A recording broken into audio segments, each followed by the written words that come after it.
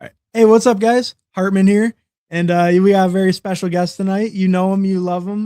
We've done many a stream together. We got the Fantasy Football Garage, Chris the Candyman. How you doing tonight?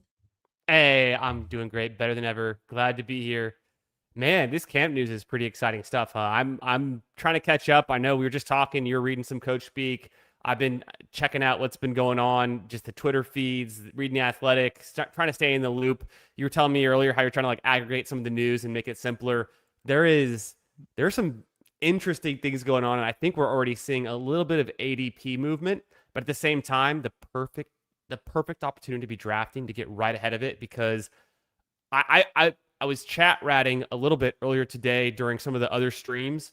Ship chasing was earlier tonight, and just seeing people's perceptions one way or the other on a lot of the topics and current things, and it's like, wait, you don't already know this? Like someone was saying, I saw on one stream, someone was like, doesn't Diggs have legal situations? Shouldn't we be afraid to draft him? And I was like, oh my, you're not drafting Stephon Diggs? Like, what are you doing?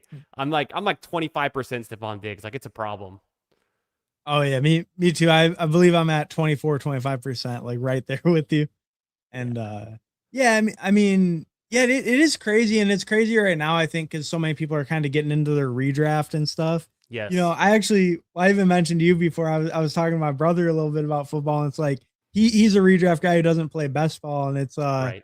like this week, last week, he just really kind of started getting back into it, doing the research. Really. So it's like you kind of feel, yeah, it's the redraft time. Like all my redraft league people I'm kind of in with, they're like starting to, oh, when's the league starting? When are we doing the pick order? Blah blah. They're starting to get in their research and all that. So Nice. definitely feels like that time where, yeah, if you're kind of sharper, kind of on it, you might be getting some little edges in these lobbies and stuff, especially right now. 100%.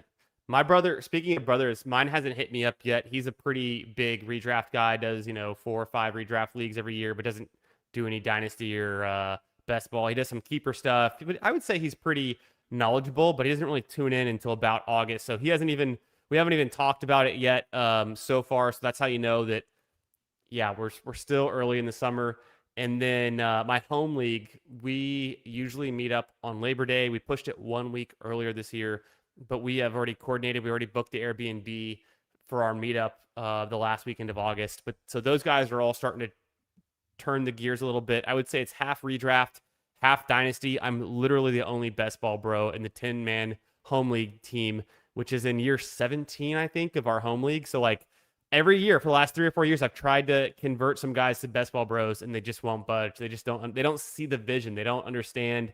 And the guys who think they're real hardos are doing dynasty, but even them, they like tune in for like March, they tune in for the draft, and then they tune out back until like mid August, and then they just kind of do their thing during the regular season. So I feel like some of the dynasty bros are almost year round, but no one really goes as year round as the best ball sickos. Yeah, yeah. I think especially that like January, February time. Like, even if you're a dynasty bro, maybe you're doing a little, but you can't even really do too much for your roster or like draft or anything, right? Just Yeah, Googling keep trade cuts and then staring at your roster while making no moves for about 3 months, sending bullshit trades and getting no responses. That's kind of how fun Dynasty can be in the offseason.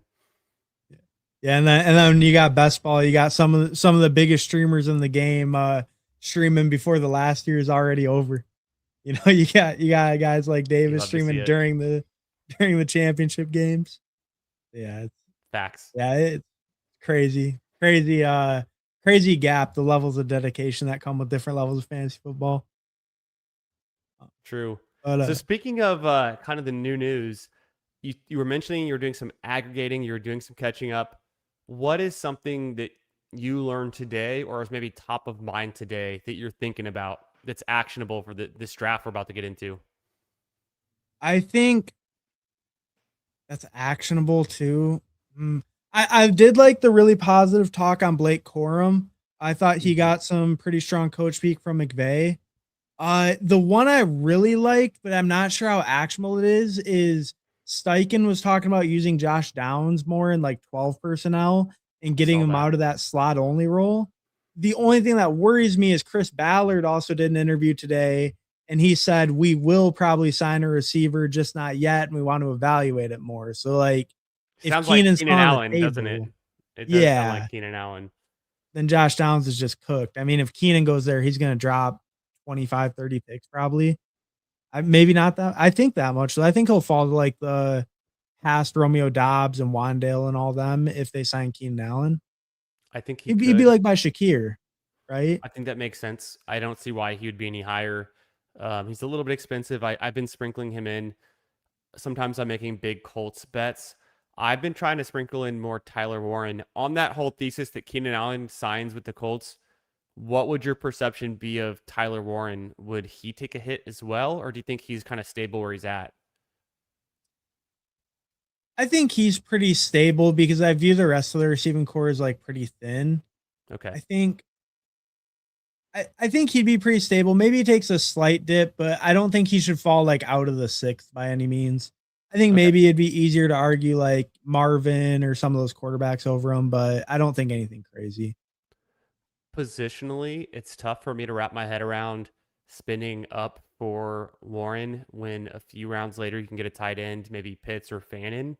But I'm forcing myself to do it because I don't want to be underexposed to him. And I do think he's in a range where there's going to be a lot of misses at running back and wide receiver. Although the QBs in the range are starting to be pretty nice, but at the same time, like, do you really want to pay up for a round six QB? Do you want to just keep waiting on that? So I'm forcing myself to mix in some more Warren, and I was going to say,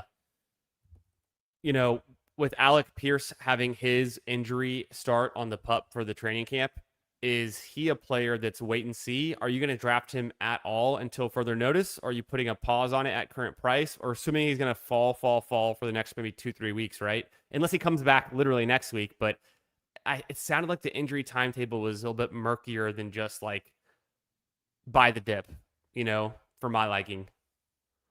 Yeah, I agree. They were saying like because Ballard said 1 or 2 weeks, they're hoping he might get out there, but he that didn't sound like very high conviction. That kind of just sounded like I don't know, just kind of like waving it off kind of thing. But I would say I'm not overly afraid of Pierce. It does sound like he's more likely going to be ready for week 1 than not. But I'm not going to get like a giant bag of him or anything. I would like to see a little bit. I think I'm around field or slightly overweight as is, so I think I'd be fine staying around field and kind of waiting. He is a guy though I do like if he's healthy. So I'm not going to like really fade him or anything cuz I do think if he's healthy he's a pretty good pick at price. Um, Gotcha. yeah, Okay. Um, yeah. one other kind of camp news that I've been thinking about, uh, I guess a few things. I mean, there are so many quarterback battles that are actually going on right now, and there's so many new head coaches. There's 10 new head coaches. It's a third of the league. There's quarterback battles going on. I'm not really comfortable taking a lot of these late QB picks that are going undrafted, whether it's JJ McCarthy or pick your poison with Shador or Watson or Tua or Penix. I don't know which one's right or wrong.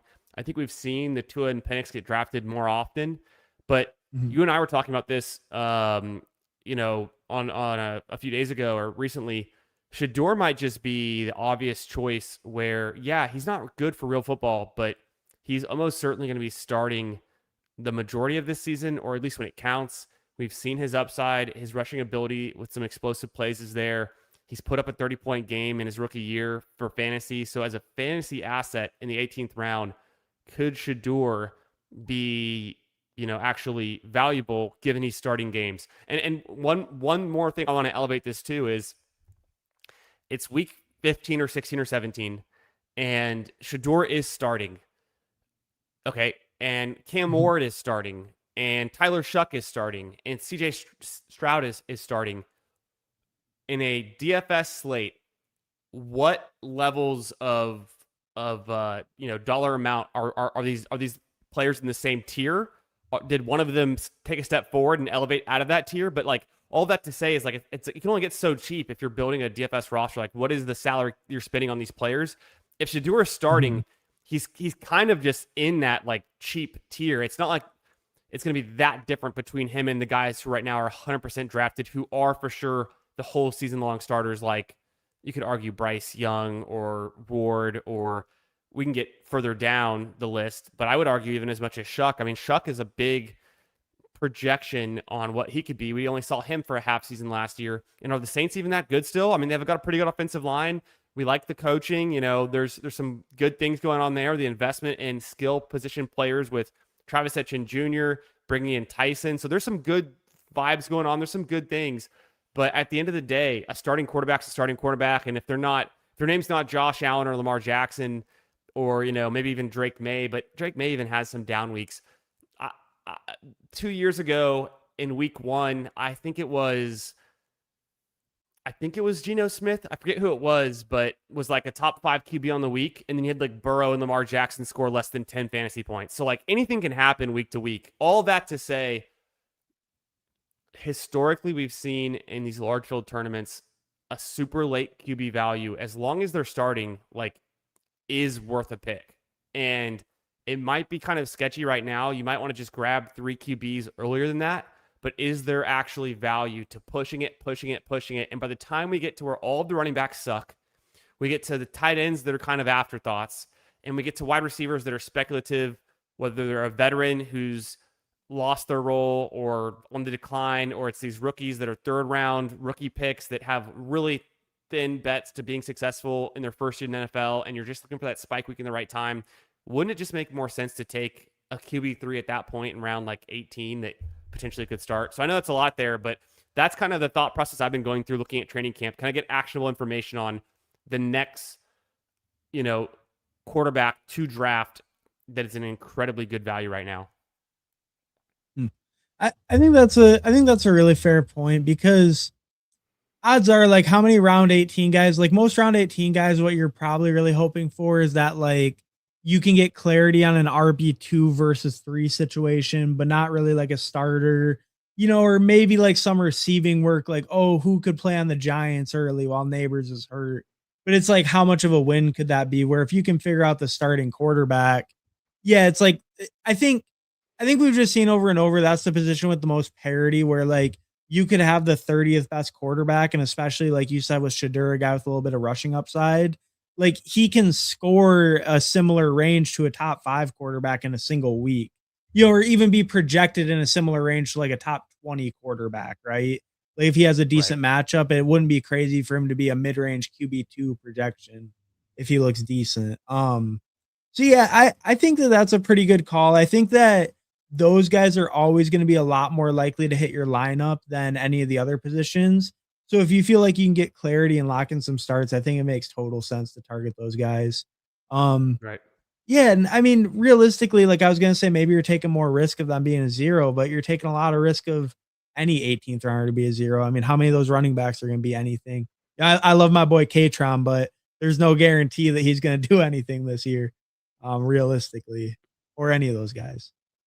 Sure. But And yeah, I I think that's mentioned a I good point. mentioned Shador, but he's not even like my favorite. I don't even know who my favorite is at this point. He's just like I I can see the path where Shador is starting week 17, right? I could see a Mhm. path where JJ McCarthy is starting week 17. People don't want to talk about it. They're playing the Jets week 17. JJ McCarthy had 4 rushing touchdowns in 10 games that he played last year. And he was injured. You know, he was kind of a redshirt freshman year for him, quote unquote, because of the knee injury. Maybe he takes over the role from Kyler. Who knows? I'm not expecting it. No one's expecting it. We're not drafting it that way. But I'm trying to like find that late round QB value, because I think that's a worthy 0 to take. If I had a team that had like, and I'm just gonna throw out some QB names with no preference, but just kind of giving you like tiering of what a build could look like. Maybe you get Brock Purdy as your QB1, and you kind of pushed it a little bit, but you're still getting a QB1, and then you take a QB2, and it's like a Bo Nix. So you kind of like come right back around with a Bo Nix or a Baker for a bounce back season. But Mhm. then you push your QB3 and you wait. You go past the Genos, the Brissetts, the guys that, you know, might project better in week 1, but also might not be there week 17. And So and then you push to like these Shador types, these JJ McCarthy's. It could be a Carson Beck. Obviously, Mendoza is in a camp battle, but we're all pretty convinced on him. I still think he's going too cheap. Who is Mhm. the other name? Or maybe Michael Penix. Maybe Michael Penix comes back around. The thing I think though with at least Shador and JJ McCarthy is they are more mobile. I know they're not like rushing upside, like high floor rushing guys, but they're mobile enough to get some rushing touchdowns. And you can really say that about most young QBs. We all know this. Like the younger the QB is, the more willing they are to play Superman, like and then superhero it into the end zone. We saw Mendoza do that in the college football national championship. He's not a running quarterback, all right, but he scored an epic rushing touchdown in the biggest game of his career, and it was impressive, right? And so that superhero mode is something that the young QBs do that the older veteran QBs have learned not to do or are more averse to doing, even if they're a pocket passer. So that makes me think, okay, maybe Carson Beck has some rushing upside if he's getting some starts. If Carson Beck starting week 17, could he just pass for 200 yards, 220 yards, a touchdown or two, and have a rushing touchdown and maybe 30 yards, and then that's all you need to plug in a QB, and maybe not week 17, but maybe any other week, to give you a little boost as well. So that I think is one of the last frontiers of these drafts that's not really being exploited right now. I think we figured everything else out. The tight ends, the wide receivers, the running backs, we're pretty far along in those thought processes. And until we see the definitive, he's the RB2, he's the RB3, this guy's the 1A, this guy's the 1B, that will still come out in the next month in training camp. So there is a little bit of edge to be had with the running backs, wide receivers, maybe not as much, except for like the landing spots, the free agents. Tight end, I think we're pretty much done. There's not going to be any movement. I really don't think. But QB, and the thing about the QB is by the time it happens, it's too late. We weren't drafting enough Jackson Dart last year. We weren't drafting enough Tyler Shuck. These guys were going largely undrafted. And then when we were drafting them, we were mixing them in. They were low owned. And by the time Shuck was starting, it was so late in the season, you don't have time to catch up. You kind of have to predict it so far ahead. And I feel like every single draft year the field plays conservative. And they're just like, no, we don't think Mendoza's going to start for a while. Okay, we said the same thing about Drake May. Drake May's not going to start for a while, and then what do you know? Like Drake May's starting more games than not, right? Mendoza's going to start more Yeah. games than not. Maybe Carson Beck's going to start more games than not. He's probably the next logical QB that I could see actually playing more than 0 games. Maybe he gets to 4, 5, 6. What if Beck plays 8 games? Like, what if it's that many games? I honestly don't think so. I think Brissett wasn't bad last season, but just that kind of thought process of like, who could that QB be? Maybe Deshaun Watson plays 3 or 4 games. It's terrible, and they bring in Shador, and he actually plays like 14 games or something. That'd be pretty valuable. Yeah, yeah, definitely. I mean, if you're able to get one of those later QBs and get a lot of starts out of them, I totally agree with that. So I mean, yeah, that definitely could be something worth monitoring. And I mean, that'll be something that like usually we do get that like real clarity on it leading like we usually get the clarity on QB1 a couple weeks before the season, right? Because they kind of have to like prepare and really game plan. So it's like I feel like it's pretty rare that those battles go right to the season. So yeah, like it would be good to keep a close eye and kind of move quick if you notice the reps really favoring one guy, and then if the coach speak starts to follow and everything, then maybe kind of double down and stuff like that. Yeah, I don't mind that call. I think that could be a real edge that's like not really being exploited. A lot of times those guys aren't even getting drafted, right? So Yep. yeah, that could also be an edge in the sense of like uniqueness. You're getting a guy that's not 100% drafted when these contests are 30-40% full already. I think the But worst situation to try to predict is potentially Penix versus Tua, because both of them, in my mind, are pure pocket passers. With Tua's had some good seasons. He's been bad recently. He's had a lot of injury history, concussions also. Penix has had a lot of injury history, but it's like, to me, that's the one where either one of them could start the whole season and not relinquish the job, and then you like, so it's very binary. You get a 1 or you get a 0. Like, how do you know which one to take? Or I could see it like also going that one of them plays some games and then gets benched, and the other one plays the rest of the games, and you get a half season out of both of them or something. So like, honestly, I think that one, while they have the best weapons around them potentially of these QB battles, that's like the hardest one to figure out. And I guess you just got to, risk reward with it. If you were if you were so confident on a bunch of these teams that one of the guys was just going to like stay the starter, like if you're like, okay, no, Tua's going to stay the starter, Penix, because of the injuries, won't start the season, and then Tua's going to hold it down and be good with Stefanski, you could literally be drafting a 2 QB team with Tua as one of your QBs, and like that's enough. Like that's literally enough. And so that's like another exploitable thing that the field's not really doing. Like you don't see anyone building a 2 QB build with Tua. Yeah, 2 QB. Yeah, not really. I mean, I've seen it here and there. I've seen a few people, a few souls, daring enough to try it, but yeah, not very often. So that could definitely be unique in that sense too. 3 years ago, if you had a Joe Burrow Tua team, you would stop at 2 QBs. Yeah, But now we won't. yeah. I Maybe mean, maybe hey, actually. I mean, the big thing with Tua is people say he sucks when his offensive line sucks and he's good when it's good. Falcons are supposed to have a pretty great offensive line. And last time Tua had a good offensive line, he led the league in passing. So People you know, forget. That was that 2020, 2023 2023. maybe? Yeah, 2023. Had to be, right? Yeah, because that was the year in my home league. I think I had Tyreek and Waddle, but I didn't have Tua because it was redraft, so I didn't have like the full stack. But people in my home league were like, you took Tyreek and Waddle, they're on the same team. You can't have 2 QB or 2 wide receivers on the same team. Just shows you how far we've come in like 3 years. Where obviously you could take CD and Pickens and like or like T and Chase and not feel bad about it. Yeah. Yeah, it is crazy, huh? It is just crazy like how far the game comes in such a short amount of time. But all right, all right. I think let's say what's up real quick to some of the people in chat and let's get in the draft. We Hell got yeah. Jeff T in here. Boom. Hey, what's up, Jeff? Thanks for stopping by, bro. Pepper Tony, sup pups. Hey, what's up, Pepper Tony? Thanks for stopping by, bro.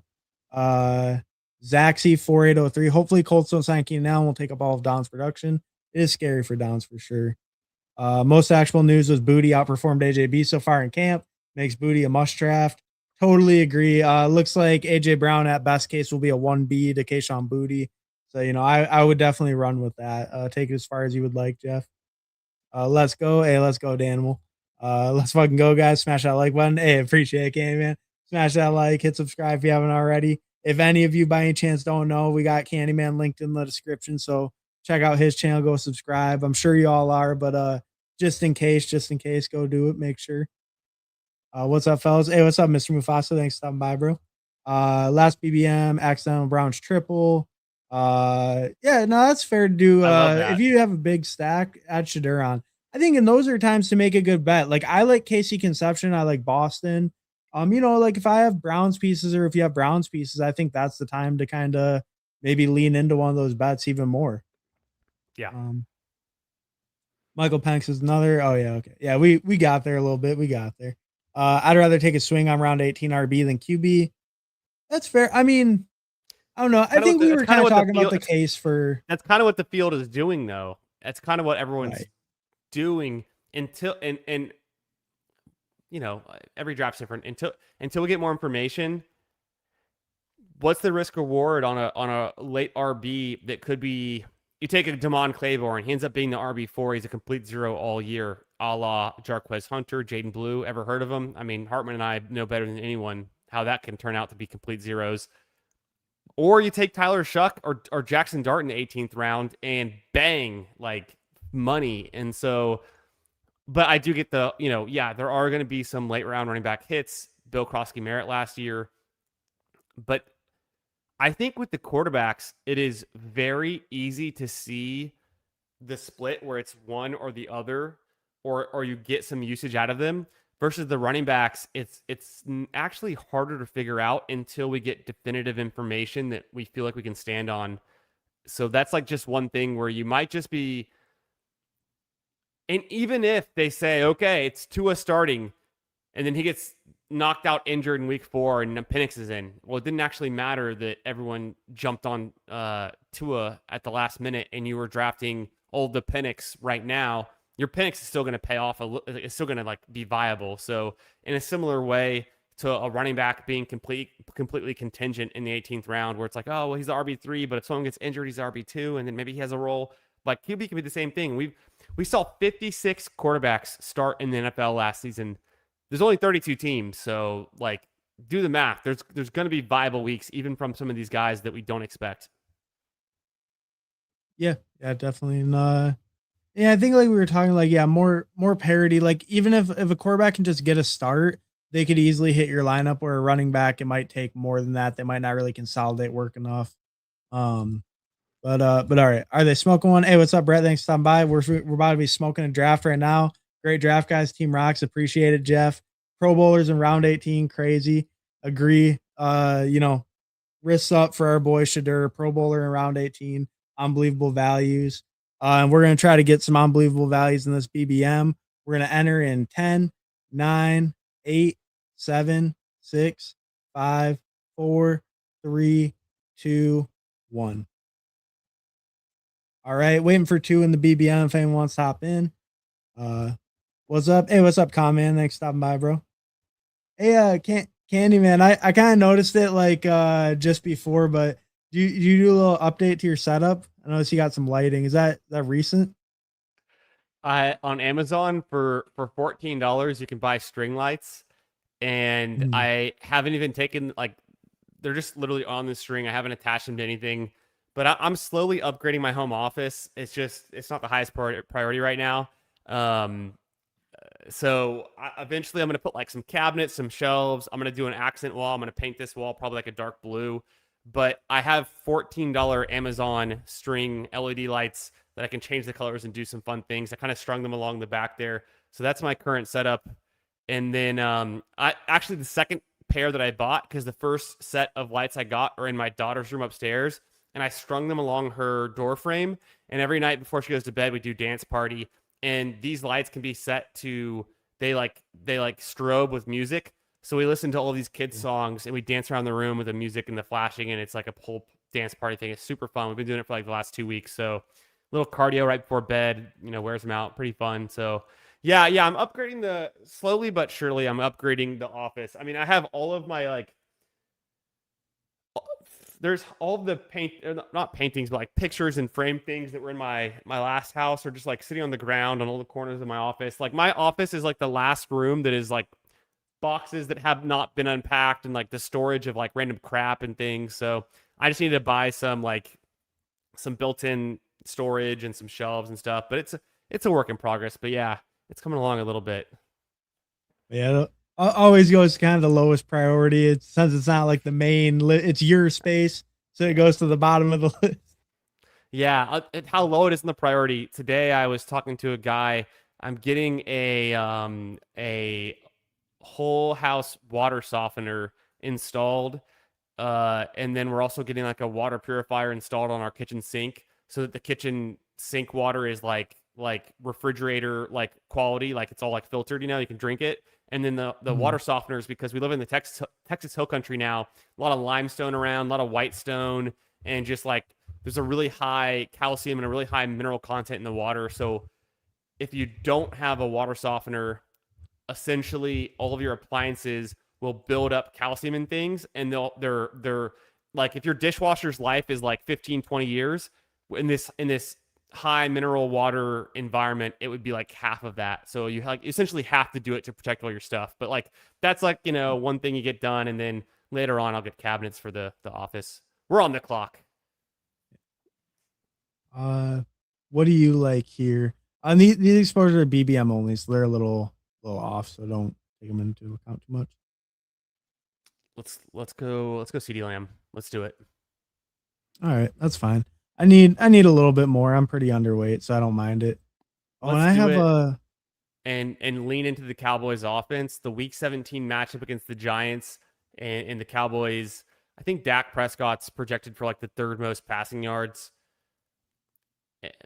Any given season, he could be a guy. I almost went running back there. If we did go running back, who would you have leaned to? Genty, Cook, Barkley? I would have leaned Genty.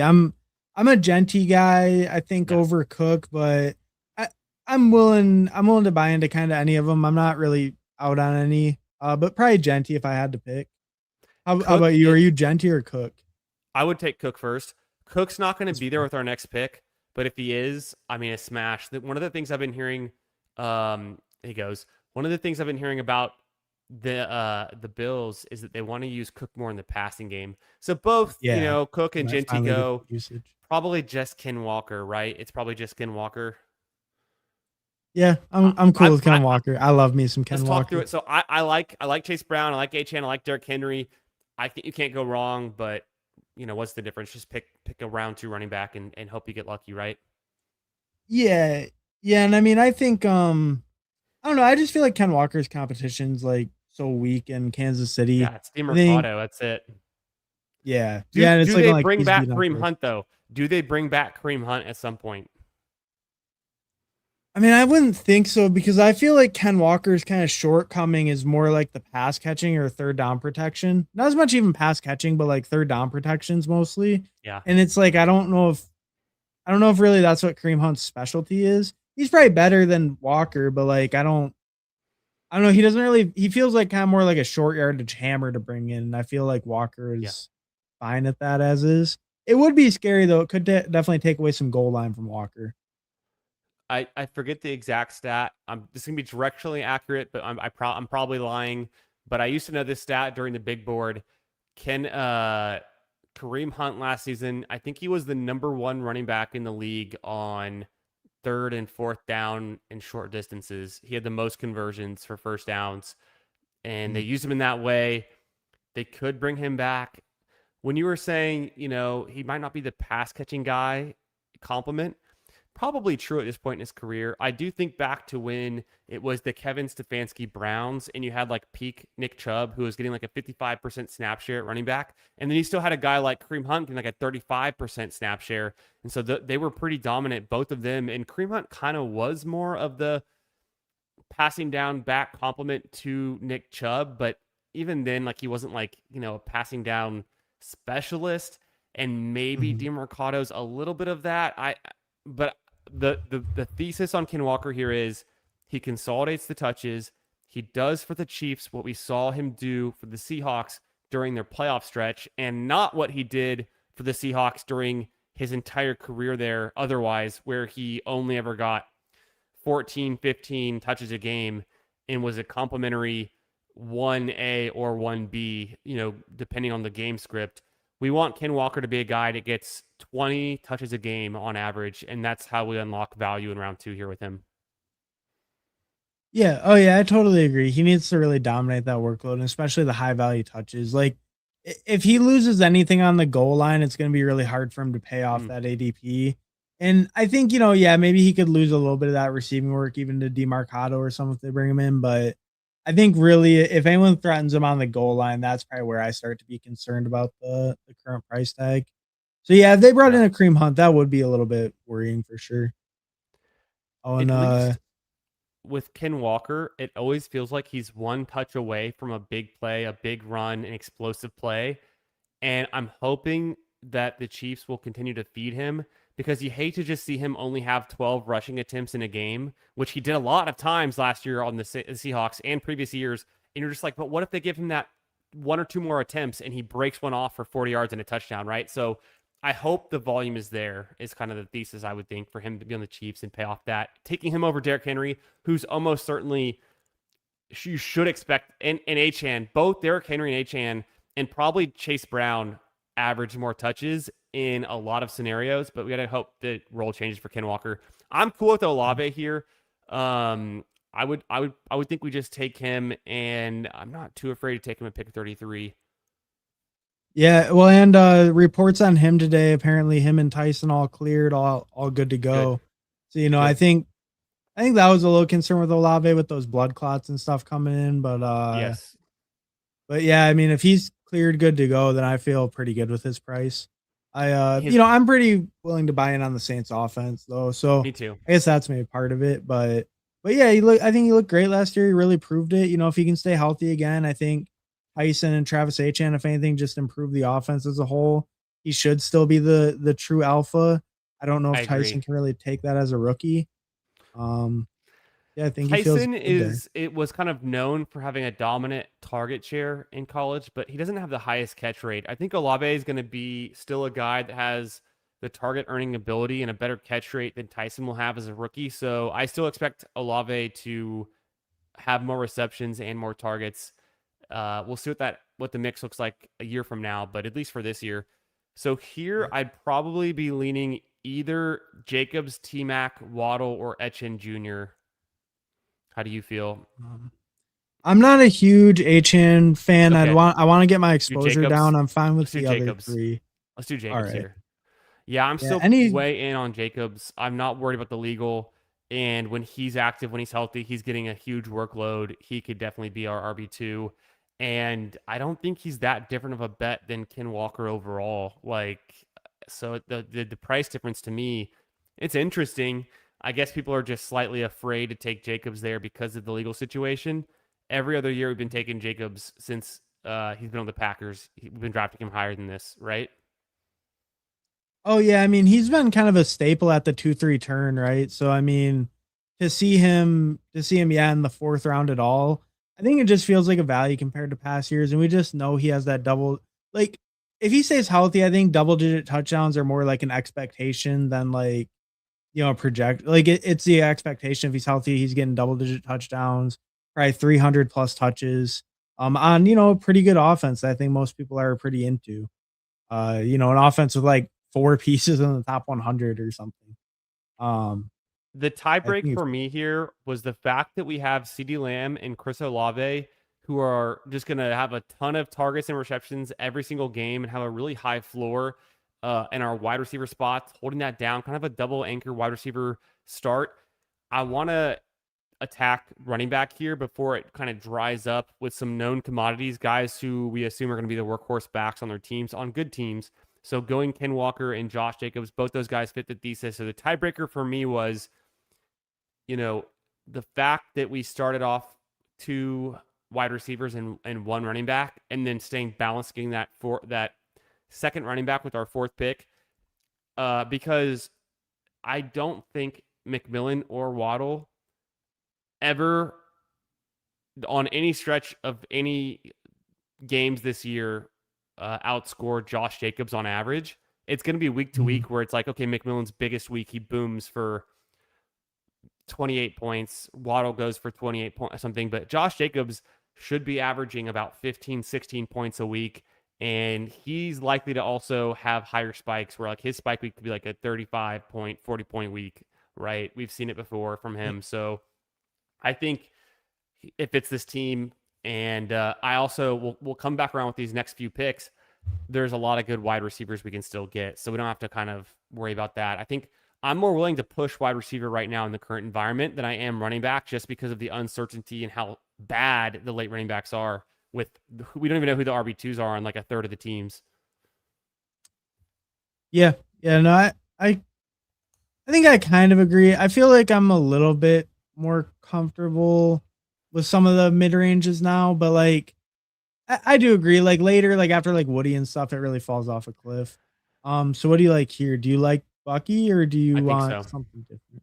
It'd Bucky? be it'd be Carnell Tate or Bucky, and I mean, I'm cool with taking Carnell Tate and fading Bucky, but we saw Bucky might be healthy. Do you want to go Tate Let's go here? Bucky. Let's go Bucky. No, Okay, but Bucky's cool. I like that's Bucky. fine. I do like Tate. I want to get a little bit more Tate, but Yeah, I do like Bucky. Oh, and I switched my exposures over to just my whole portfolio. It was just nice. looking too crazy. Because like Conman, Hartman, not a fan of Chase Brown. I had like 2%. It showed, but that was BBM only. It was BBM only, so it's like 35 drafts or something. So It's I was going to like ask how many BBMs are you in right now? How deep? actually it might be closer to 40. I think Okay, if I'm actually 42. 42. We're at the All same right. number. I'm at like I think either 43 or 44. Like we're at the same number. Yeah. And to answer the question quick though, he's all right. He's fine. I'm taking a little Henry over him, but I think he's all right. Definitely the workload, the offense seems great. So I can't really go too much against him. I just love the big dog. I would have liked obviously Carnell Tate there. He doesn't make it back. Do you want to You do want Jadarian Price? Do you want to do Tyson? We have Olave. We could take I, two from the same team. I don't It's like. too soon for Price. I think it's. I mean, Yeah, I given that don't we like have three, Price. Tyson or Parker Washington, I would say. I'm gonna go Tyson. Let's go Tyson. Sure, Yeah, let's go I like Tyson. the double. I kind Yeah, of I like don't the mind it. double more. I don't mind it I'm at not a all. big. I'm not a big Parker guy. I don't know. Right. Am I wrong for that? I feel like No, it's he was expensive. good. I don't deny that he was good, and like what people say, like he definitely was a winner. He showed he can win outside some. I just feel like with him, there's so many ways for him to get squeezed. You know, you got Jacoby who just got the new deal. It's like, are they really going to take him outside? Like, are they really going to take him off the field at Humper Parker in 12 or like outside receiver?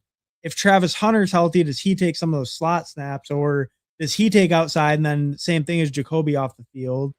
And then it's like, Right. how much 12 do they run when their very first pick is a blocking tight end? And they also end their draft with a blocking tight end. So hold up. Where did Bashal Tootin go?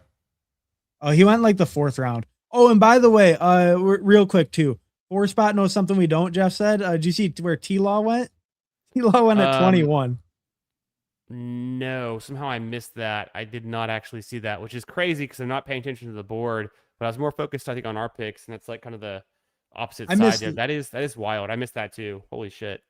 I missed it until I saw Jeff. I saw Jeff's comment, and I'm like 4 spot. I see T Law. But Tuden went at Insane. 46, so he went pretty high in this one. Yeah, it's pretty high in this. Yeah, I would say so.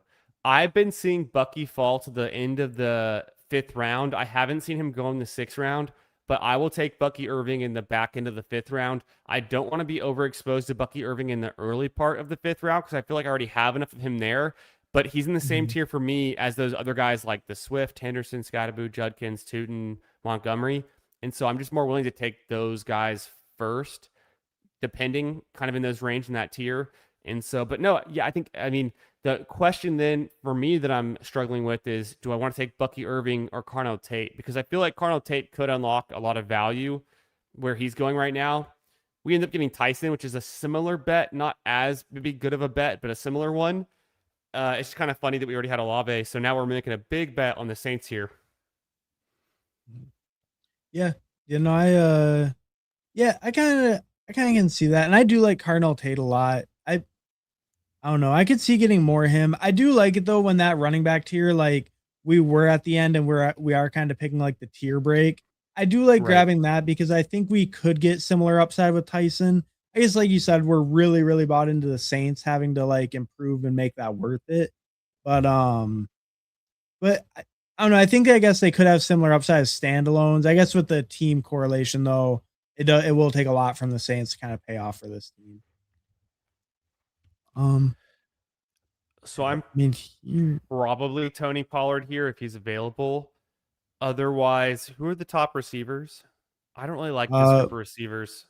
Pollard's available, so I think we just What go about him, right? yeah, probably. What about tight end? Tucker Craft would have to be Nah, right, or no, nah, Laporte. yeah, it's okay. Kraft's gone.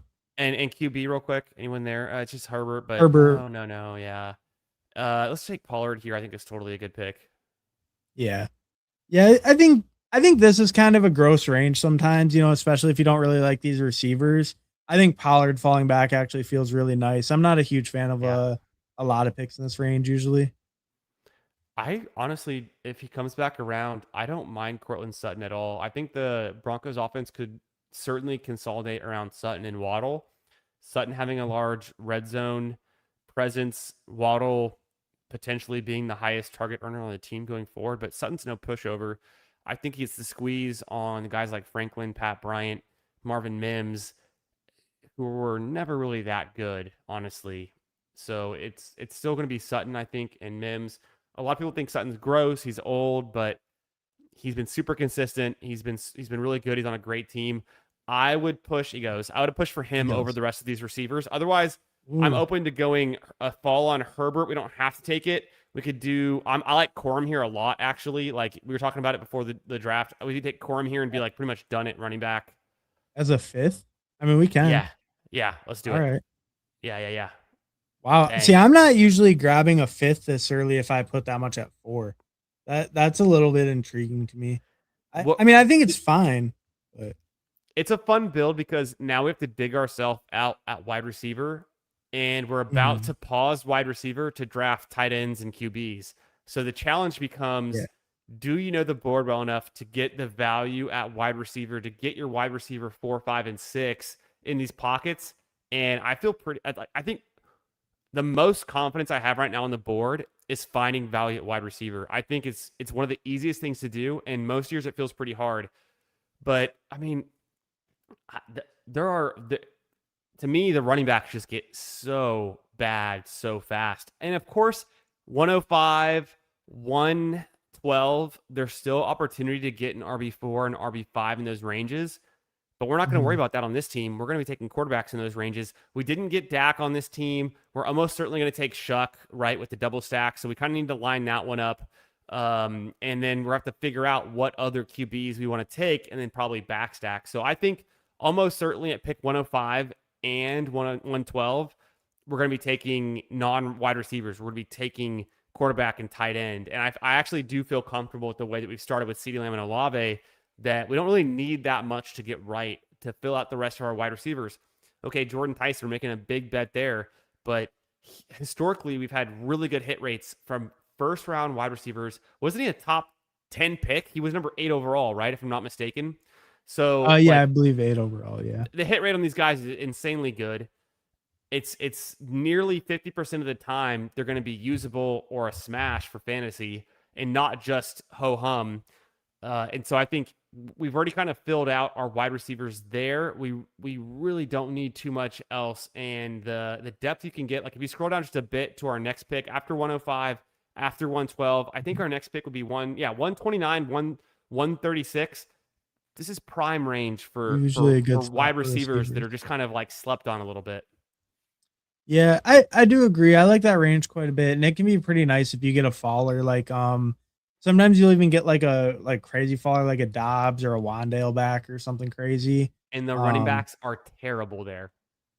oh yeah, yeah, because it's really like pick a Minnesota guy or like C-Rod if you like them, and if you don't, it's kind of done at that range. Who's our top available? I would go Dart here. And then I like Nix a lot. I like Dart a lot. Dart's my most drafted player. I like Yep. Fannin a lot. I would try to, I think, push him just because of our need at QB. And this is the 9th round. It's a great spot to take a QB. Damn, Yep. Dart goes. I am so let's look at our running backs again real quick. I think Bo Nix is the way to play this. Okay. Bo I mean, our Nix running and backs. Bo Nix, and then see what comes back around for potential tight end or Jacoby Myers or Golden. Yeah, no, I like that as well. I like Dart Bo would have Nix been quite a bit where nice. he goes. Dart would have Yeah, been Dart would nice. have Bo been Nix really is also nice. fine. Yeah, and then it'll probably be.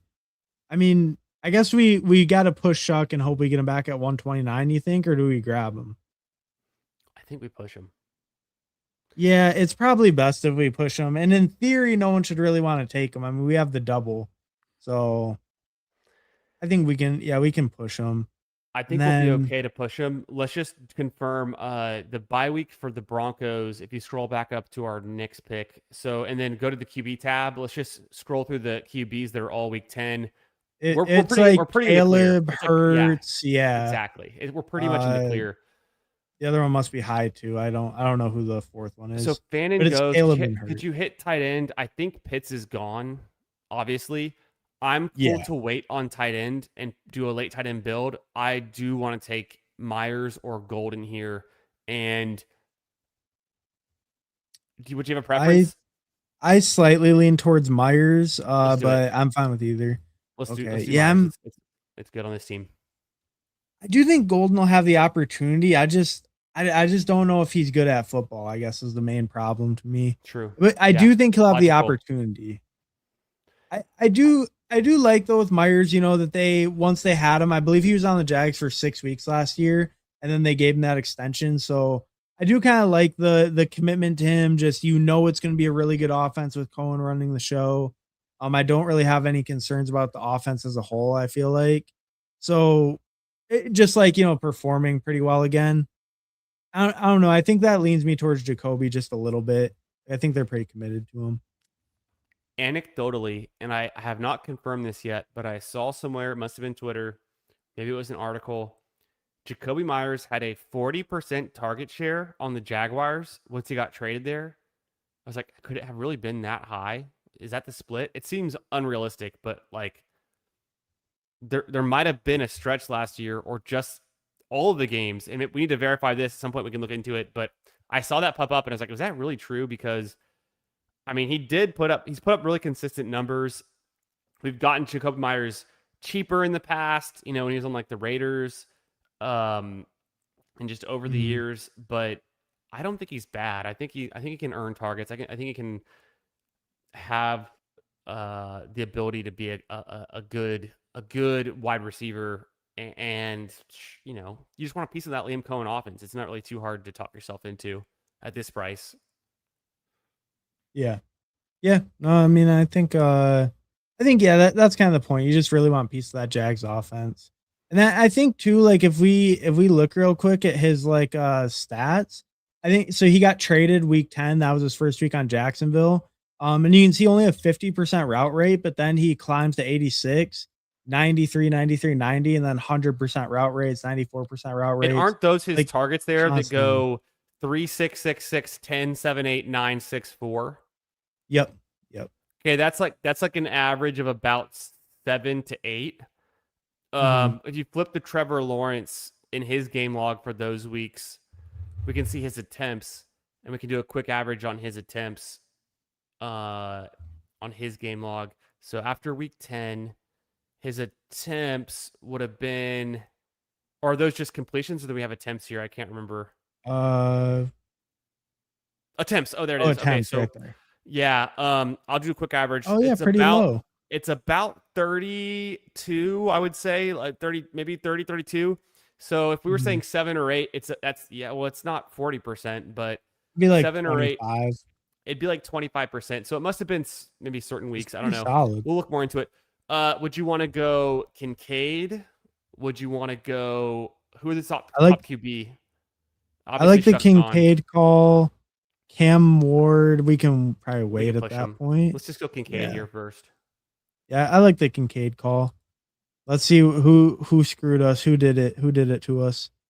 He went at the Man, this turn, guy yeah. all the way at the 1 and he had Eh, back. He just hates us, I guess. I don't know. It's it's fine. crazy.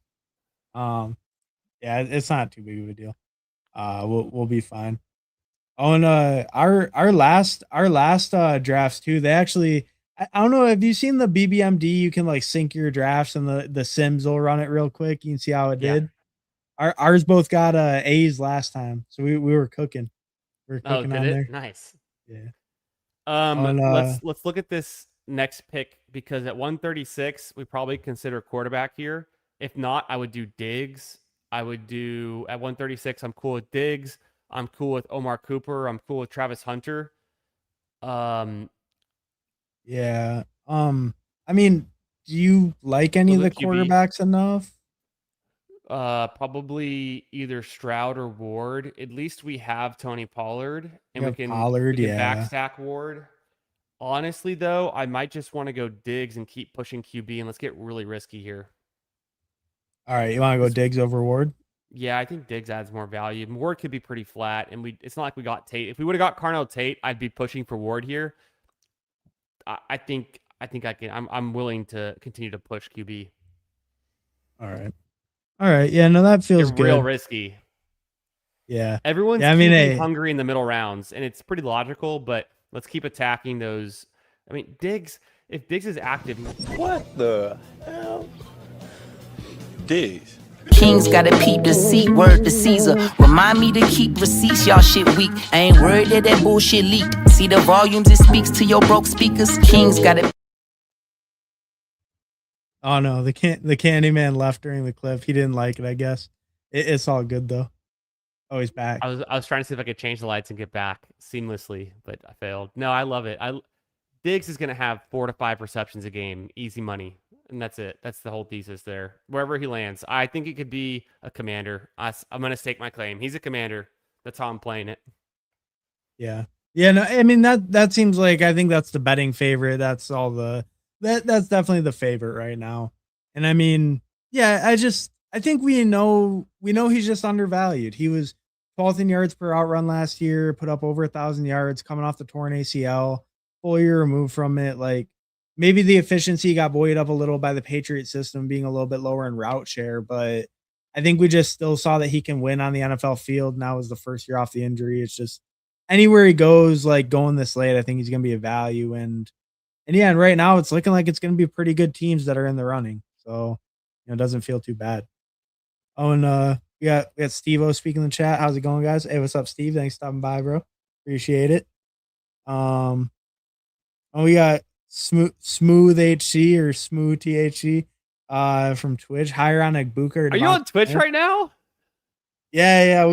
I just added it. It's one of the options on When? StreamYard. I didn't catch that. Sunday, maybe? Okay. I think Sunday I set it up. It's Yeah, Tuesday. yeah. It's like been 48 hours. That's sick. Nice. Yeah. Yeah, that's kind of cool. It was mostly just spam at first, but this is like real comments. We made it. We made it on Twitch. Bro, I'd be Devonta you're a Smith, big Twitch star now. I love it. There we go. Yeah, I don't know. Well, if StreamYard just lets you stream everywhere, I figured like Why not? I always saw it there and I was like, yeah, why not just add it, I guess. Why not? Who are the QBs? Danny Dimes, Yep. Bryce Young, Mendoza. Dimes. Do we have anything? Easy. No, they don't need anything. Konami Code, Daniel Jones, Achilles, peptides will be good. Yeah, that's fair enough. I mean, hey, he was solid last year. That offense looked great. We might be getting him at a pretty good value. And, yeah, like later in the year, that's when it matters. And he could have that rushing ability back later in the year for sure. What if Stephon Diggs is actually a Colt and they were slow playing us and the whole signing a receiver was actually Diggs the whole time? It won't be, but what if? I mean, it could be. It wouldn't be the craziest thing. I guess they like their high character guys on the Colts allegedly, but as you said, I mean, hit that like button for Diggs. He's a good guy. They had Jim Irsay. Guy. Jim Irsay was the owner for the longest time. I mean, he's a well-liked guy, high character. I don't know. I thought he was more of a strippers and cocaine type of guy. Yeah, well, I mean, the daughter's running it now. Though. Oh, we're back on that the is clock. true. Maybe I'm. I'm interested in Boston. I like Boston. Okay. Oh, I like Sadiq a lot. I would do Sadiq over Boston. Sadiq over Boston. Yeah. Man, I still don't like Sadiq. Let me sell you. Let me sell you. All right. Super athletic, super fast, incredible catch rate in college. He caught I think it was 75% of all the balls thrown at him. And he had a decent target share, about a 20% target share from tight end. That's pretty respectable. So what that means in the NFL, the athleticism instantly translates.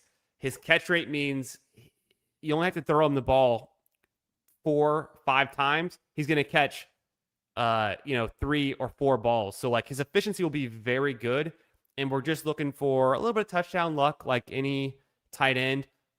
Historically, over the last 3-4 years, we've seen a lot of success from these round 1 tight ends. He's the only round 1 tight end, right, this year. He's the top guy. Mm-hmm. Mike Clay projects him as a top 10 tight end in the season. I think he even said Mike Clay put out a short on Twitter this week. Every single rookie first round tight end for the last 3 or 4 years has finished the season as a top 10 tight end. Wait, what is it? Every rookie what? I think it's every first round tight end over the last 3 or 4 years has finished the season in the NFL for fantasy as a top 10 tight end.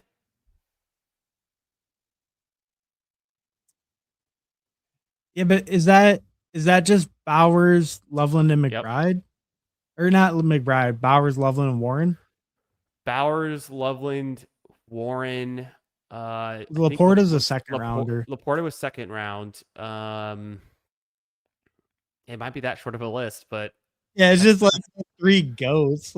Come on, bro. Maybe Sadiq's in that list. How do you know he's not? Bro, because Kenyon Sadiq's best season, he put up 560 yards. Tyler Warren put up 1,000. College stats don't translate that well at tight end for the NFL, so there's a little bit of leeway there. The athleticism is very size, speed, speed score, and athleticism matter a lot. I know, I mean, speed score, and athleticism matter a lot. I know, but it's just 3 goats. Come on, bro. Bro, because Kenyon Sadiq's best season, he put up 560 yards. Tyler Warren put up 1,000. I know it's the most predictive for tight end. It's not very good for like running back Mendoza? receiver. It's really good Who for are the tight end. QBs? Mendoza's fine. I think Rodgers is gone, so it'd be Gino I would go Brissett or Mendoza. yeah, that's fine with me. We can Unless there's any reason to potentially stack anything else, which I don't think there is. nah, I mean Judy has the bring back on our Indy. That wouldn't have been too bad, but I'm not like super worried about that, you know. I think I Judy wouldn't might get mind if traded we too. Oh yeah, huh? Yeah, I mean that We is could kind of true too. we could do Ridley. We could do, so let's kind of review our team real quick. We'll think about like what we need. We're done at QB. We could use some tight end help. We're probably pretty close to done at RB. It's mostly receiver. So go ahead. We're Filter to definitely done receiver at there. RB. We could be. Uh, Go ahead and filter to receiver there. I like Jeremy Bernard. I like I Jeremy think Bernard as well. I like Wicks. Wicks is fine. I think Tank Dell is fine. I'm not a big I'm not Tank really Dell guy, but I'm that'd be not really okay. that interested in Pat Bryant at this price. I would go Jeremy Bernard easily. Yeah, I Ted like that. Hurst. I like the Jeremy. You know, he's been ranked pretty highly by ATR. I think right now too, it's like he's competing with Roman Wilson for wide receiver 3. He's I'm not got a it. big Roman Wilson truther, so and I was in on Jeremy pre-draft too, so I think Right. I'm willing to buy in more to that. I'm willing to believe he can beat out Roman Wilson for wide receiver 3. It's an offense I want pieces of too, so I think that feels good. We're pretty much playing the value game at our QBs, and we don't really have any team stacks at all with any of these QBs. We have no other Broncos or Colts or Raiders. Are there any Broncos, Colts, or Raiders in the last 2 picks you would want to go for, or were we just playing this out with value picks? Are there any Broncos, Colts, or Raiders? I mean, Colts definitely not. I can't even think of one that intrigues me. I mean, maybe like Giddens, I guess, but not really. He's not really like a stack piece anyway. Broncos a little bit. I think Troy Franklin is somewhat interesting. If someone got hurt, I feel like he has the most upside, probably if there was an injury to happen, or just in general, if he could spike on a given week, maybe like he gets some deep work and stuff, right? You know, over 100 targets last year. Obviously, I like him. And then, you know, maybe Jack Bash, but a little less conviction probably on that. Michael Mayer, too, I guess, is a reasonable pick at the end as well. How about you? Anyone that you like from those teams? I would draft Bryant. I would draft Franklin. I would draft Besh. Mayer's interesting. We do need a third tight end. Hey, look, Sanders goes. People are listening, I guess. For the Colts, there's no And one. Booty. So, ooh, did Booty go? Ooh, that's fun. Booty went right before. Yeah, he's a staple of round 17 now. We're gonna start drafting him in round 16 as of now because what's the difference between Boutte and Wicks? I think like competition level for wide receiver 2, probably outside competition, right? Well, because Dobbs plays outside, right? And Makai Lemon, can he play outside or is he a slot? Mostly a slot. Okay. Ooh, Beck goes in this one. Wow, quarterbacks are flying off the board. And also, I think the Patriots pass the ball about 30% more than the Eagles do on average, something like that. So I'm like cool 50 with yards Bryant here. I like Ted Hurst. I like Surratt. We have Bo Nix unstacked. Maybe let's grab a stack piece. I think that feels good. And then I don't. We could be done with Kincaid Sadiq. It's really not that crazy. These are both first round picks. Wasn't Kincaid a first round pick?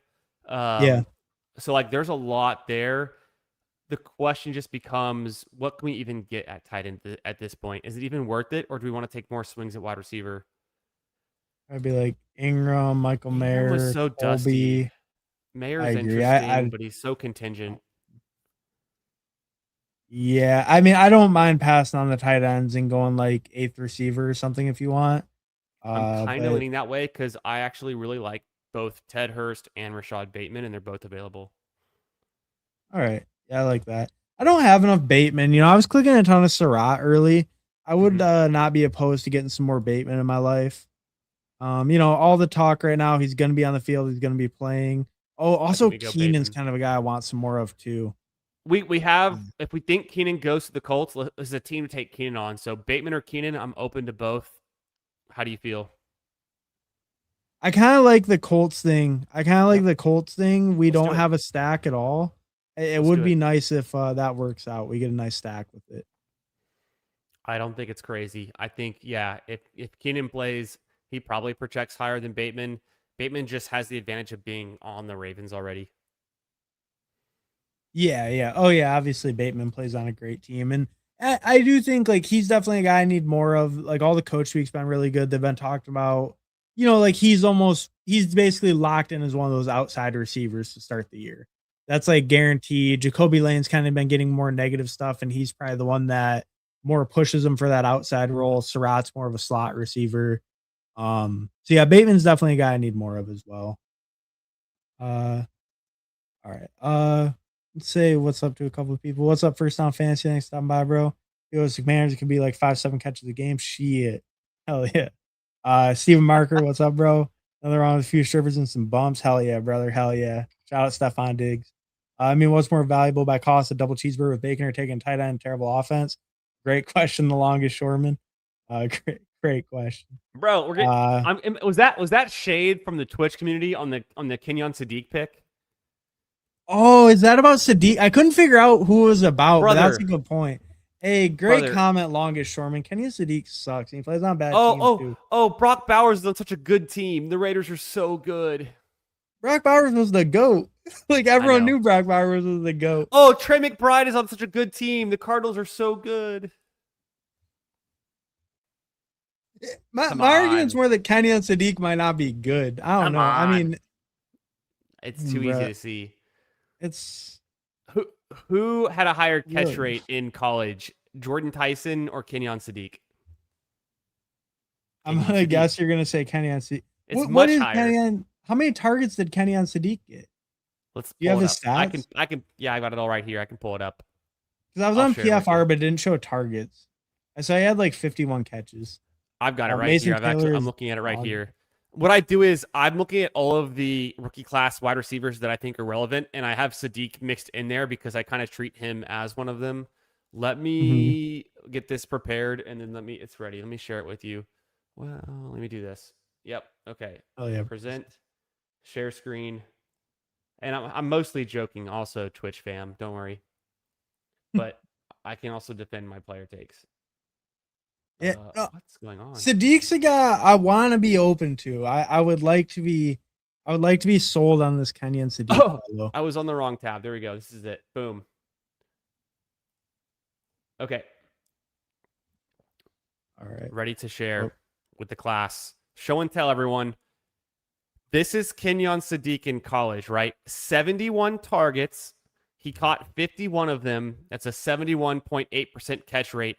Previously, and smaller sample size, but he's never had lower than a 70% catch rate. He catches a shit ton of balls when they throw it to him. He got up to, I was overestimating it, but he got up to a 16% target share, 8 touchdowns though.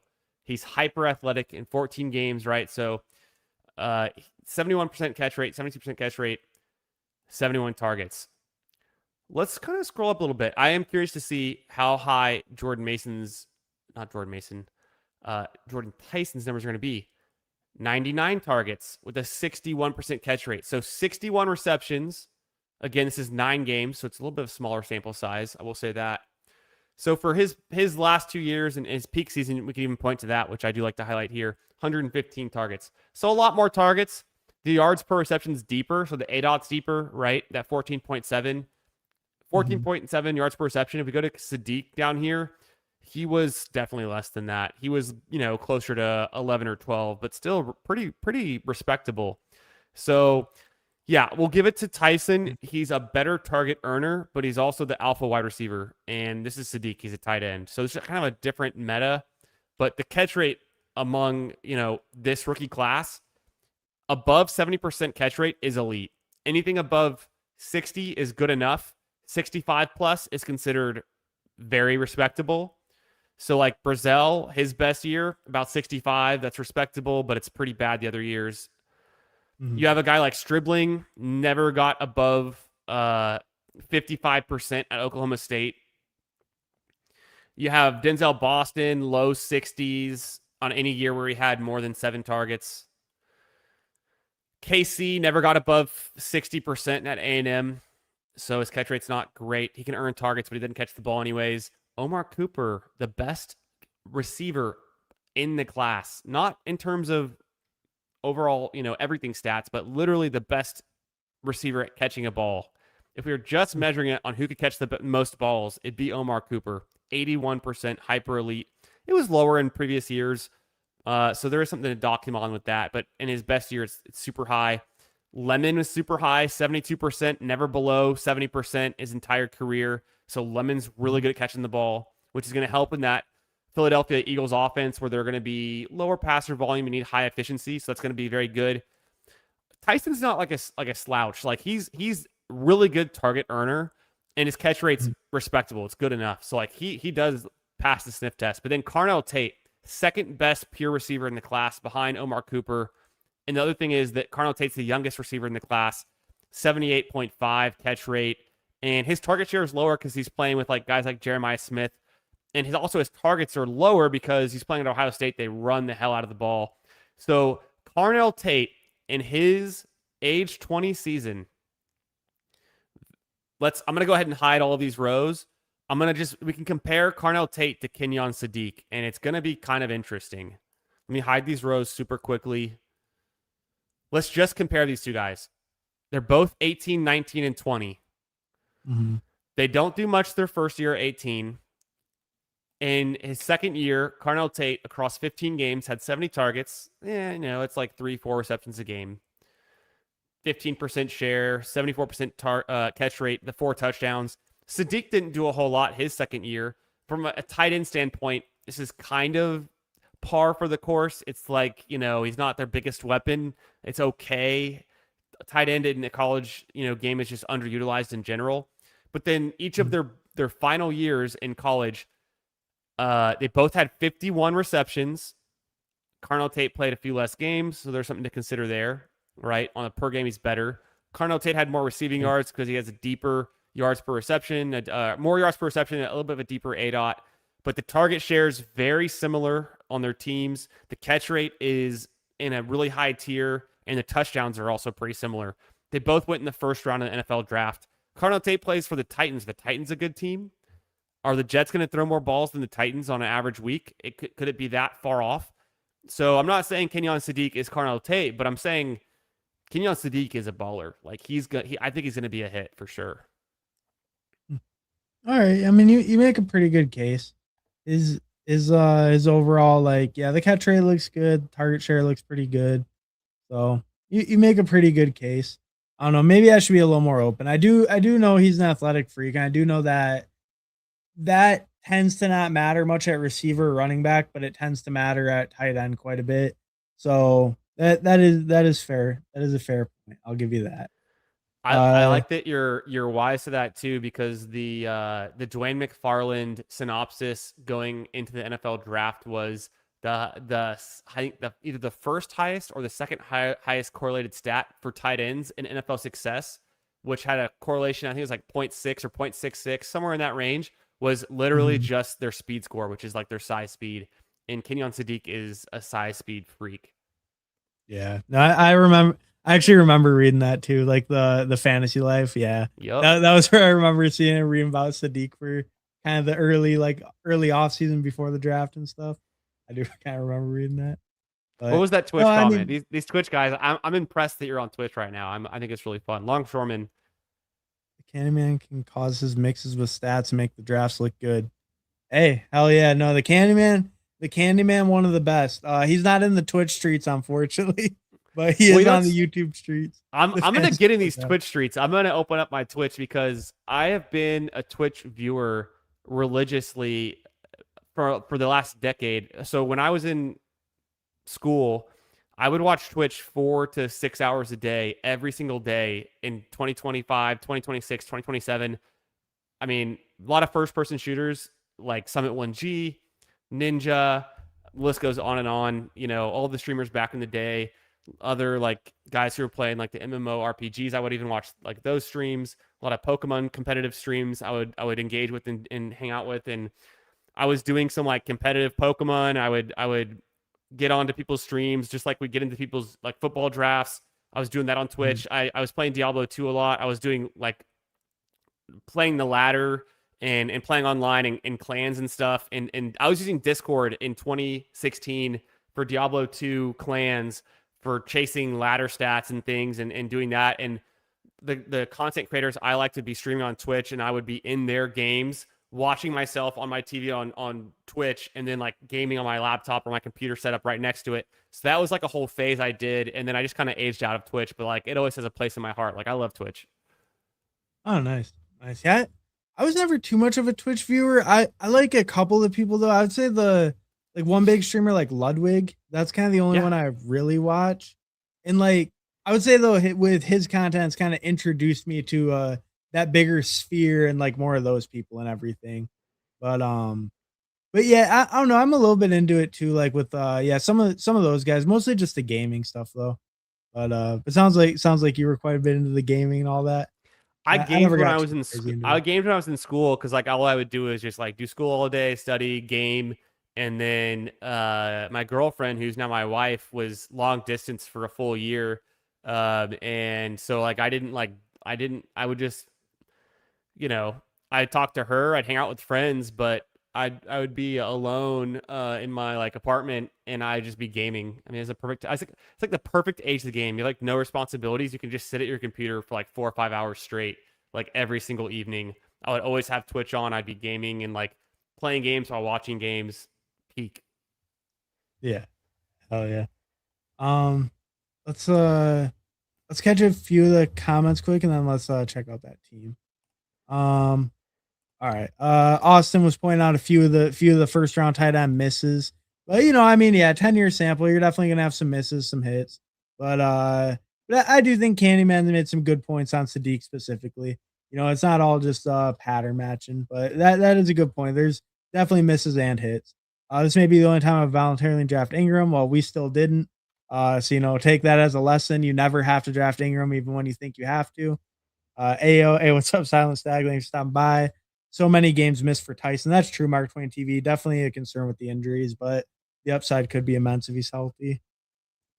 Wish I had Sadiq's catch rate on choosing. We have some depth with the 8 wide receivers. I don't always take 8 wide receivers, but I do when we have guys like Olave, who's traditionally missing games. We think Tyson's gonna miss games already. Like it's kind of like part of his whole setup. And then we backfilled with some more volume veterans and still some rookie upside picks and some second year guys. So I think we'll review the team soon, but I think our wide receiver room, we made up for it. We kind of anchored up top and then got value. Yeah. Here we can look at the team. So we did 3-5-8-2. Bo Nix, Daniel Jones, Fernando Mendoza, Ken Walker, Josh Jacobs. What do all of those Tony QBs Pollard have in common? Sorry, I didn't cut you off. But I want to go even more in detail with these teams. What do all these QBs have in common? Rushing upside. Bo Nix, Daniel Jones, the Konami Code guys, at least those two. I know Jones coming off the injury, right? But he's on the peptide, so he'll be great. And then Mendoza is just young enough to play superhero, and we saw it in the Natty.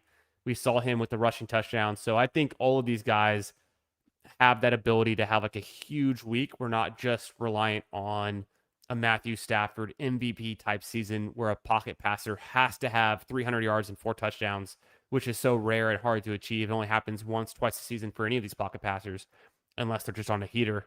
So I think the QB room is a big value QB room. And traditionally, when we look at what wins these large field tournaments, it's typically value QBs. Yeah, and I think Bo Nix especially, like he's one of the better QB values on the board. I think QB7 2 years in a row clearly has the rushing upside. Maybe a little bit of fear because of the injury, but sounds like he'll be all good to go for camp for week 1, all that. And yeah, QB7 2 years in a row gets a huge weapons upgrade, and for some reason is the same or cheaper priced. He seems like a great value. And then, yeah, Daniel Jones getting the injury discount on him, Mendoza, maybe some sneaky rushing.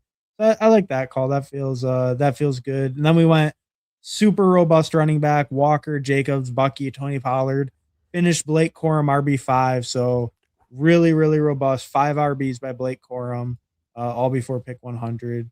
I mean, that feels super strong. I put a stamp of approval. This team advances. I don't know if we have the nuts to win. You know, the pods get very tricky. What is it? 1 out of 13 advance in week 15. Is that, can you hit the little I for me on there? I don't have it memorized. Every year they change it. I just kind of play 1 in 14 and it's 1 in 12. So 1 in 13, you know, 1 in 14. I don't know if we have the nuts to go 1 out of 14. Who could predict that? But I feel strongly that if Ken Walker's the guy we think he is, Josh Jacobs doesn't have any legal.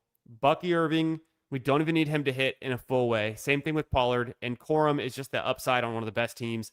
Like, this running back room can carry us to advance alone. The rest of the team almost doesn't even matter in that regard. We could just be putting up.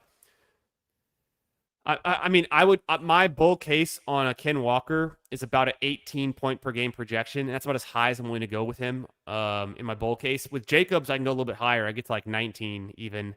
And then for Bucky, I'm closer to 16. And these are my bull cases. These are kind of the upside I would project him at. Pollard's kind of in that 15 range in his best sprint of 3 or 4 games. You get a really nice, like we saw down the stretch with Pollard last year. And then Corum, I'm only going to project him for about 11 or 12 points a game, but it's the games where he goes off for a 20-point game or a 25-point game, or maybe the Rams are just dominating everyone with their defense and they're running the ball out every fourth quarter. They're benching Kyron because he's already touched the ball 15, 18 times. And now Corum's going to come in and get 15, 18 touches in the same exact game.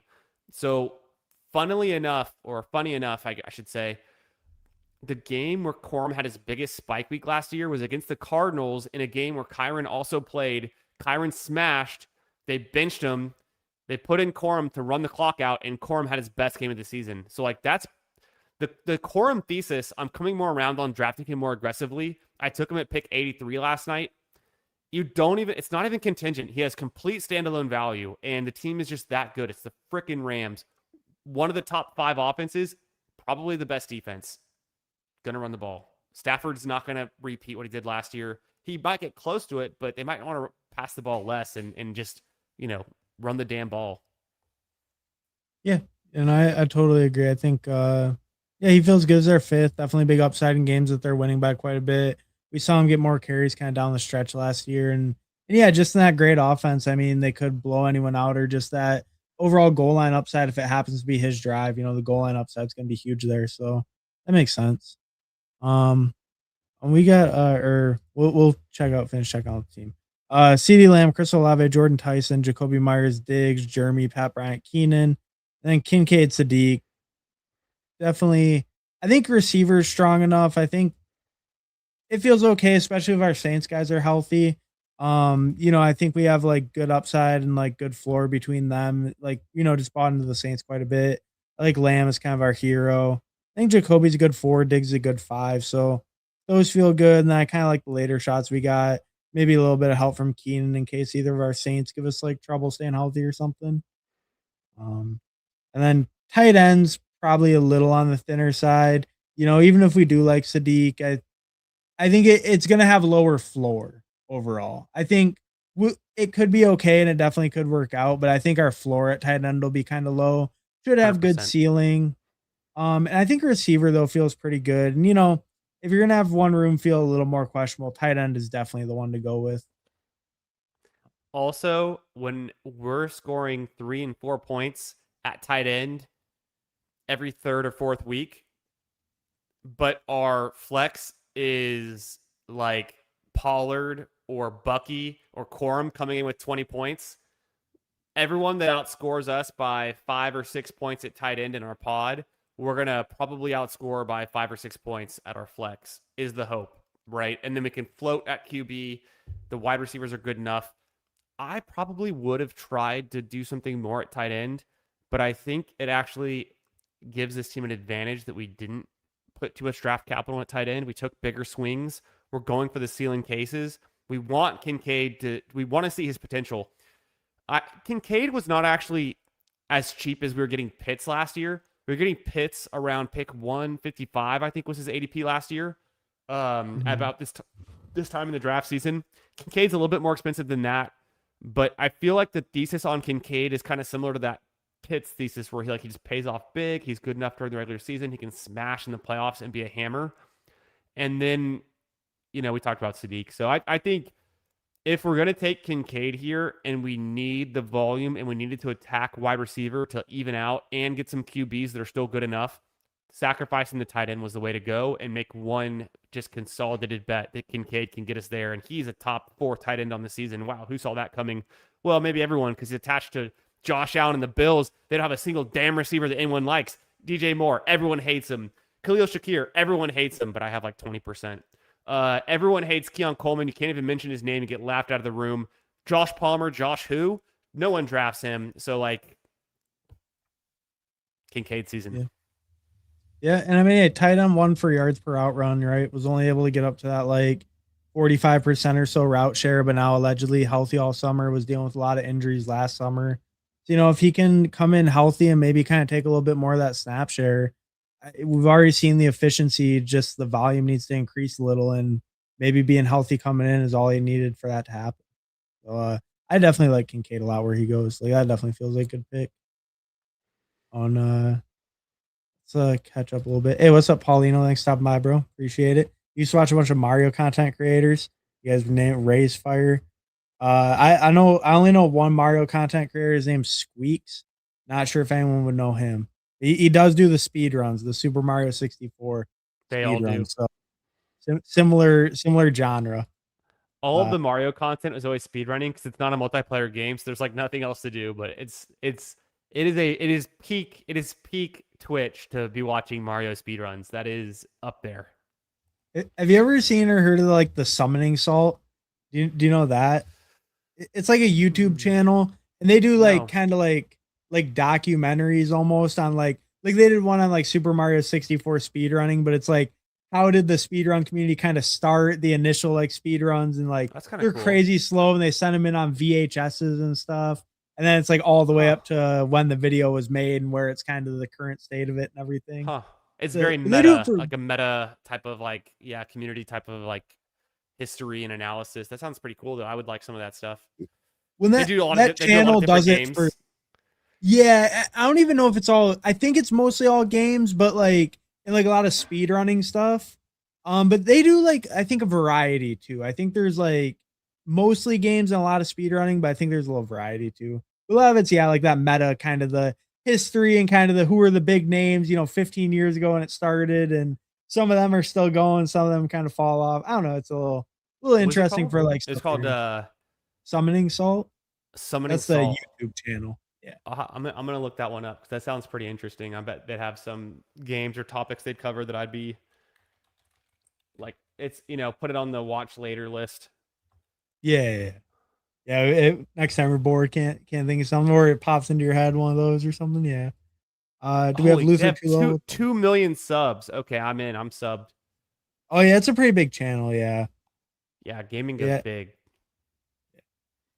Do we have Luther Tulo? Fantasy Football Garage. I'm in on Luther and Loveland. Need more.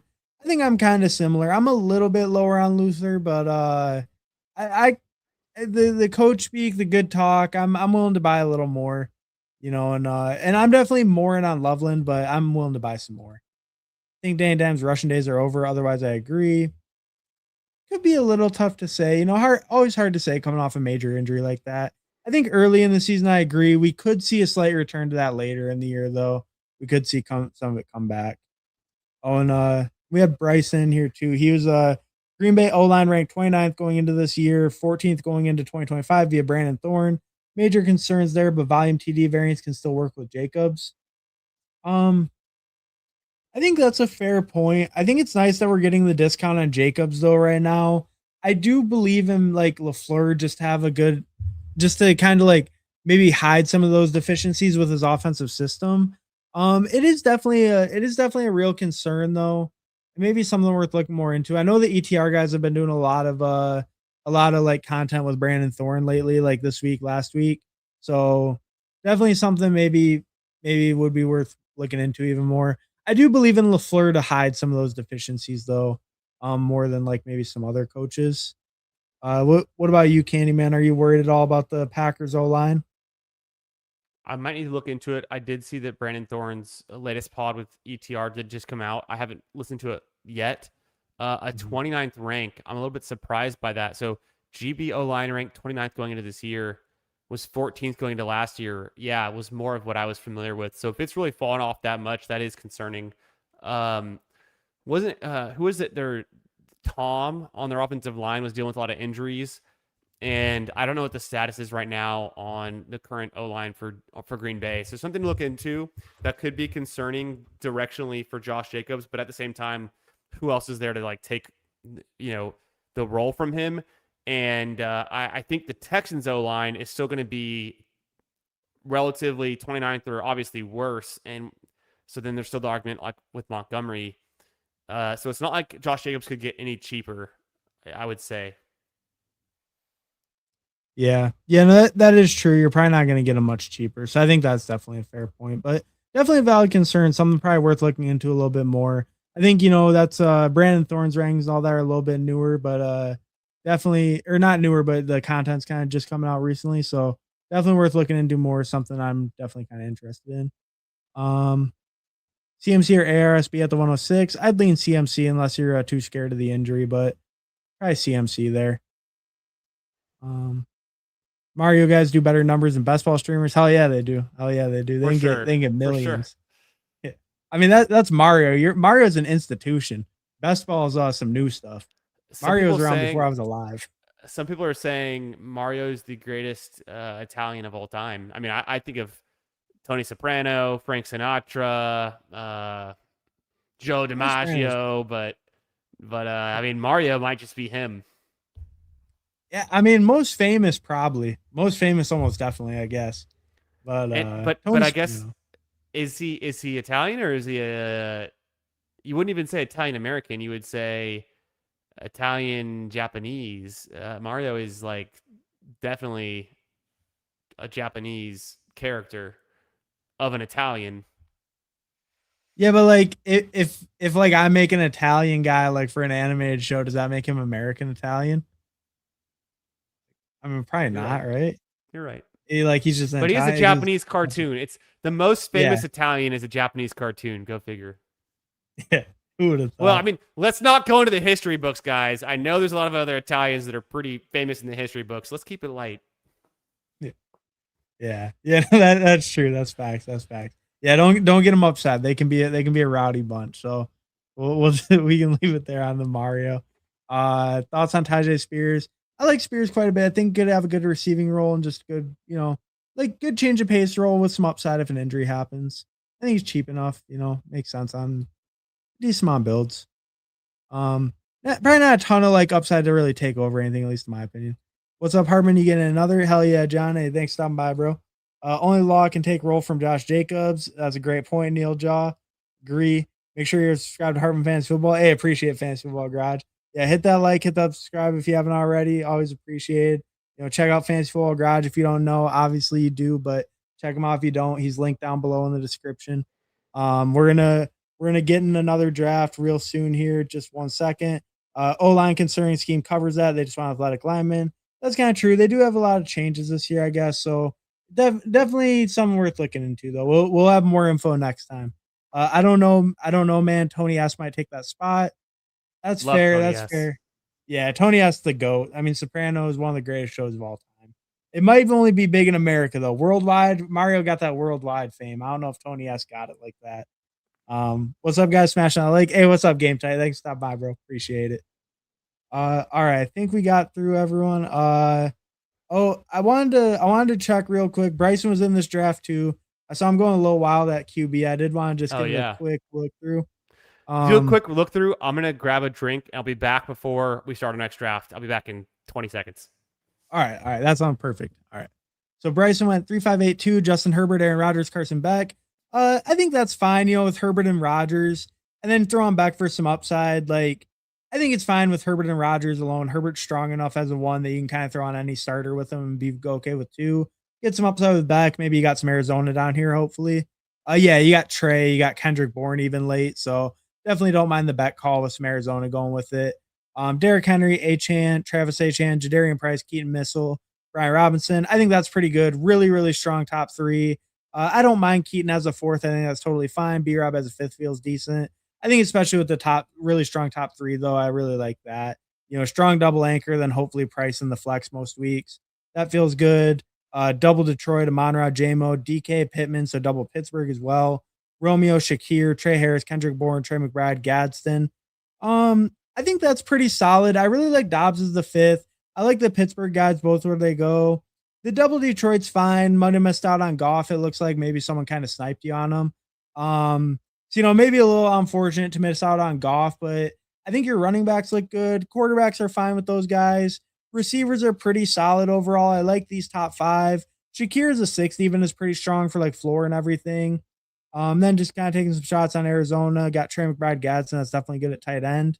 I think pretty solid team overall. You got quite a bit of stacking, quite a bit of correlation built out.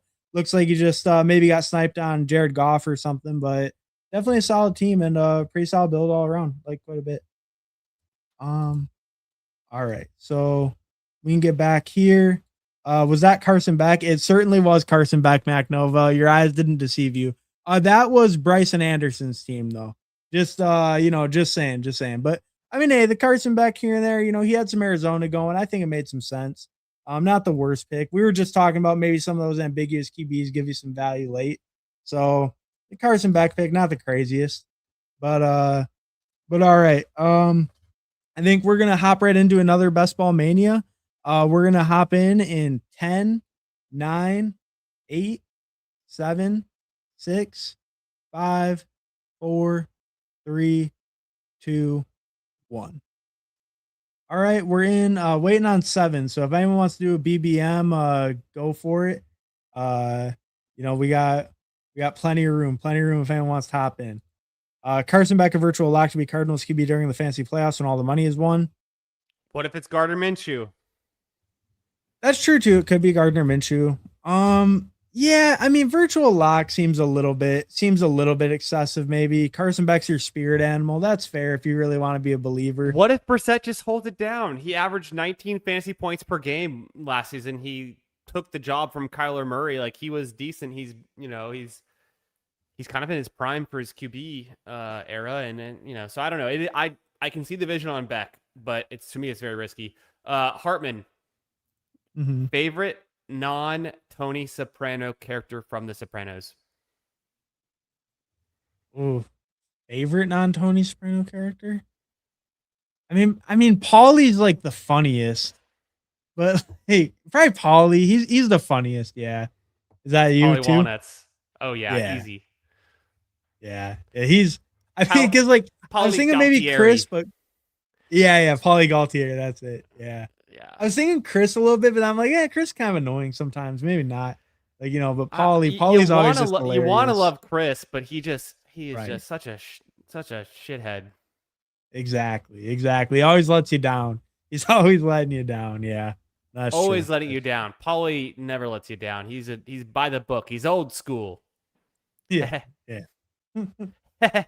All right, looks like we got a few friends and family in here too.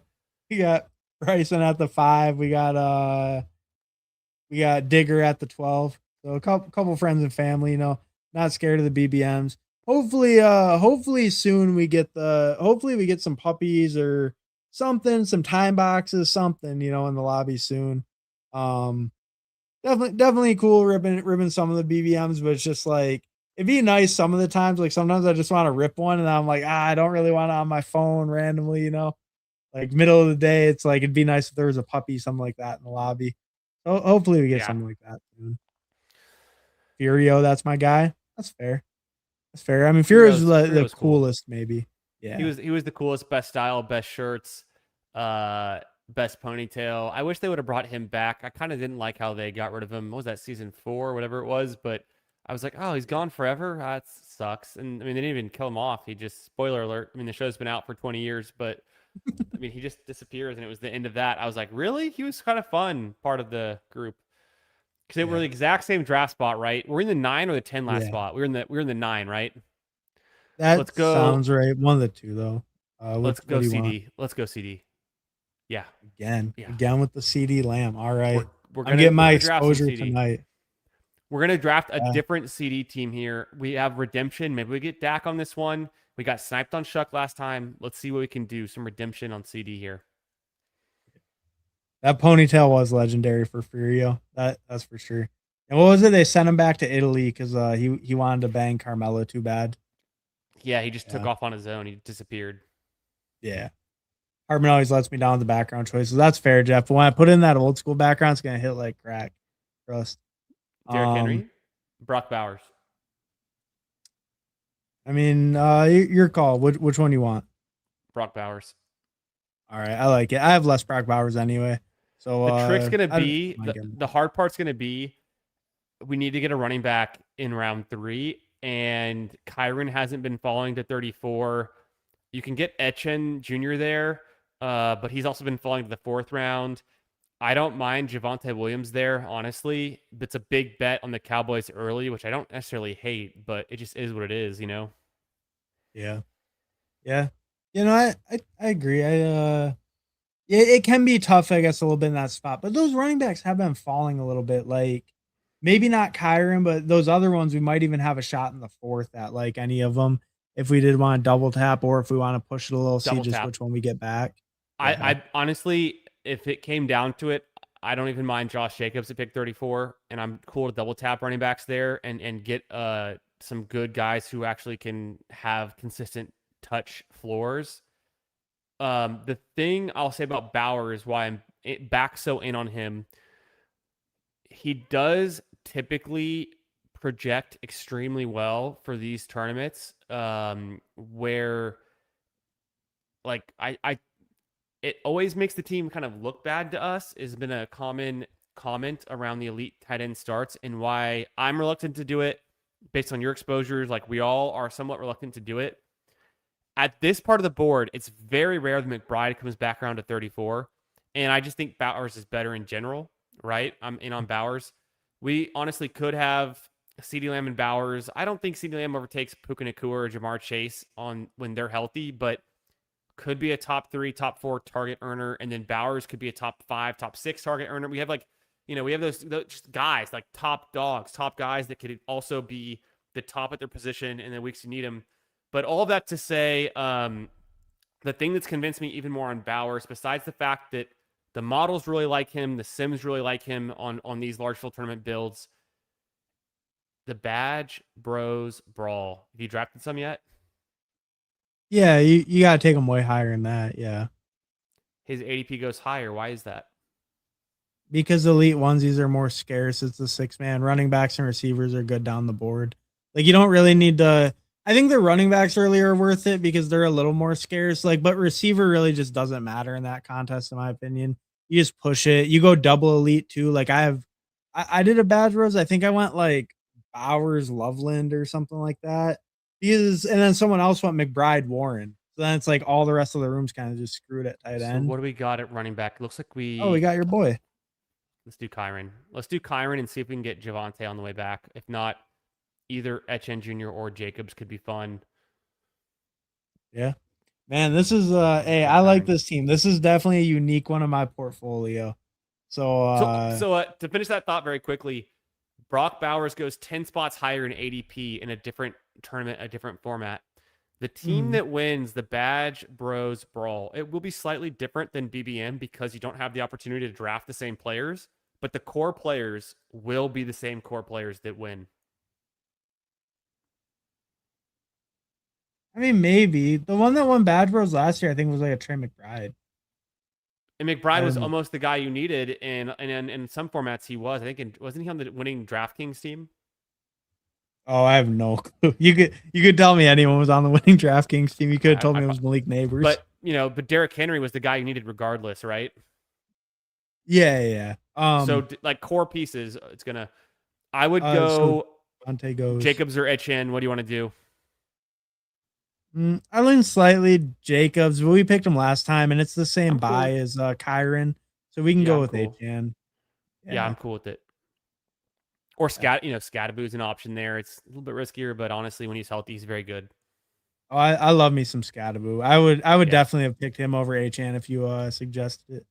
Oh, really? We could have tossed it in. It would have been the Week 17 bring back for the Cowboys, anyways. But it's fine. I mean, Etchen, he's falling a little bit into the 4th. I don't mind the price here. I'm just a big Scattaboy, so it's fine to pass on. I'm not sweating it too bad. We got if you think any thoughts on LeBron going to Philly? Possibly the best starting lineup of all time. You know, they're the second year guy, what's his name, Edgecombe. He might be the worst player on that whole starting lineup at this point, which is pretty Mm, wild. mm, So yeah. yeah, I mean, Tyrese interesting. Hopefully Maxey, they stay healthy. Yeah. Embiid, Maxey, Jalen Brown. Brown getting traded there. Yeah, I mean, I think it's more just a health thing. Can Embiid actually stay healthy for a season? You know, LeBron this old. LeBron's been more healthy than not, I'd say. But like, can they stay healthy? I think is gonna be the big question. Kind of like it always is with the Sixers for the most part. But you know, maybe they're a little more durable this year, a little able to play the guys like a little less minutes if they have to and stuff, and still be competitive. Bro, this dude just got Loveland at 61 my draft. What the fuck, late night EV? That's crazy. 61's wild. What's up, fam? Hey, what's up, Who Hames? Thanks for stopping by, bro. What's up, Nice and Blunt? Thanks for stopping by, bro. Yo, what's up? Hey, what's up, Hulk Smashed Potatoes? Thanks for stopping by, bro. Appreciate it. Oh yeah, and who aims and Nice and Blunt? They were doing all the tight end rankings earlier. I was catching some of that. Which ones are values, good picks, bad picks? That was a pretty good stream. Checking I that caught out some of that earlier. too, but they didn't put Bowers in the top tier, did they? I thought it was McBride they had low. I think they had McBride lower, but I don't know if McBride Bowers low. was in the top tier either. They're I don't going know for if they had. value guys. Yeah, I think I was watching. I remember Kincaid was like the auto top guy. But no, yeah, that was a good one. I'll probably go back catch some of that too. I do. I need to Um, catch all the final thoughts because I saw their board and I saw like some of the results and I was looking at it, but I need to catch more of their process on that. That was a good stream. yeah. Um, all right. Tate, So here, it's got to be Tate this time. We didn't take Tate last time. I think this could be easy Tate team or Judkins, but Tate would be my Tate over Judkins. all right, Tate over Jud. I'm fine with Tate over Judkins. I love Judkins as a player, but the Browns O line, everything I've been reading, hearing sounds really bad for them this year. Like they're totally in a rebuild. Really, It's going to be for worse the O than last line. year. Yeah. Oh yeah, all the Browns O line stuff sound really bad. And Yeah. then just the offense as a whole, like Defense we is were talking bad. earlier. Yeah, like maybe betting on Shedeur Watson, not the worst, but betting on the running back who doesn't catch a lot of passes and a team that's more likely going to be losing than not. I don't know. I love Judkins. I think he's a great player and he could get there on explosive runs, but it just I don't know. It feels like a bet that's not the best. Like I do prefer the other running backs over him, I think. Oh, Bowers was tier 2. All right, fair Yeah. enough. Bowers. They had Bowers good. It was McBride that I was thinking back on. It was the one they had Yeah, low. which is fair. Right. Um, So man. on this pick, I would be in on Dunze at this price. I know I'm kind of a Dunze hater. At this price, Mhm. where he goes, it would be fine. We don't need Warren. We've got Bowers. Otherwise, I would have considered Warren there, kind of an equal spot to a Dunze. I think we do just take a Dunze. I don't know, and like you're not really in on P-Wash, so I think I can have an easier time to convince you on a Dunze. Let's do it. Yeah, I like Odunze there quite a bit. Yeah. I think a lot of times there, like I'm picking Odunze or Tyler Warren, especially if I don't have a quarterback stack. But like you said, with Bowers, Warren just doesn't make sense. I So like Odunze quite a bit there. we've got our core receivers now. It's a bet on CeeDee Lamb being the guy you need week 17. It's a bet Mm-hmm. that a Dunze can have a year 3 breakout. It's going to come with some increased efficiencies and get better miraculously out of thin air. He's all of a sudden going to go from one of the worst catch rates in the entire NFL to being a decent at catching the ball. He'll still get his 6 to 7 targets. Maybe those go up a little bit with DJ Moore leaving. Maybe it stays the same, but maybe also Caleb gets a little bit more accurate. They scheme up Odunze in different ways than just a pure deep threat. He still has the red zone upside in a higher red zone target share. So I can get there on a Dunze. I do think of him as not my favorite pick on the Bears. I like Burden and Loveland better, even at their higher prices, which sounds crazy, but like I've kind of gotten there. But I'm not like completely out on a Dunze. I just think there's a chance he's like a total bust at where he goes because his target volume comes down and his efficiency stays one of the worst wide receivers in the league efficiency wise, which it sounds crazy, but like it just is objectively true. on the stats, on his catch rate. And part of it is because he's a deep target, and those are going to be low catchable passes. And Caleb's not a very accurate deep passer, anyways. All those things said, he can still have a year 3 breakout, and he has a high draft capital. What was it? In his draft, was he taking it 108 or was it 104? I forget where he went exactly, but he was very high draft capital. I can pull For it up. Rome? Yeah, I think it was Rome 104. was 108.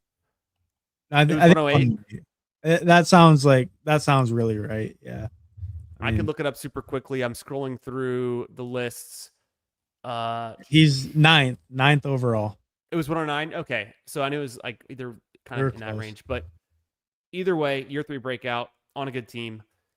Carnell Tate's easy. We've already talked about him. The dude is really good at catching the ball, and the target share will go up. He's now on a team, an NFL team. Things changed from college. The Ohio State team didn't need to pass a ton, and they also had Jeremiah Smith and some other big target earners.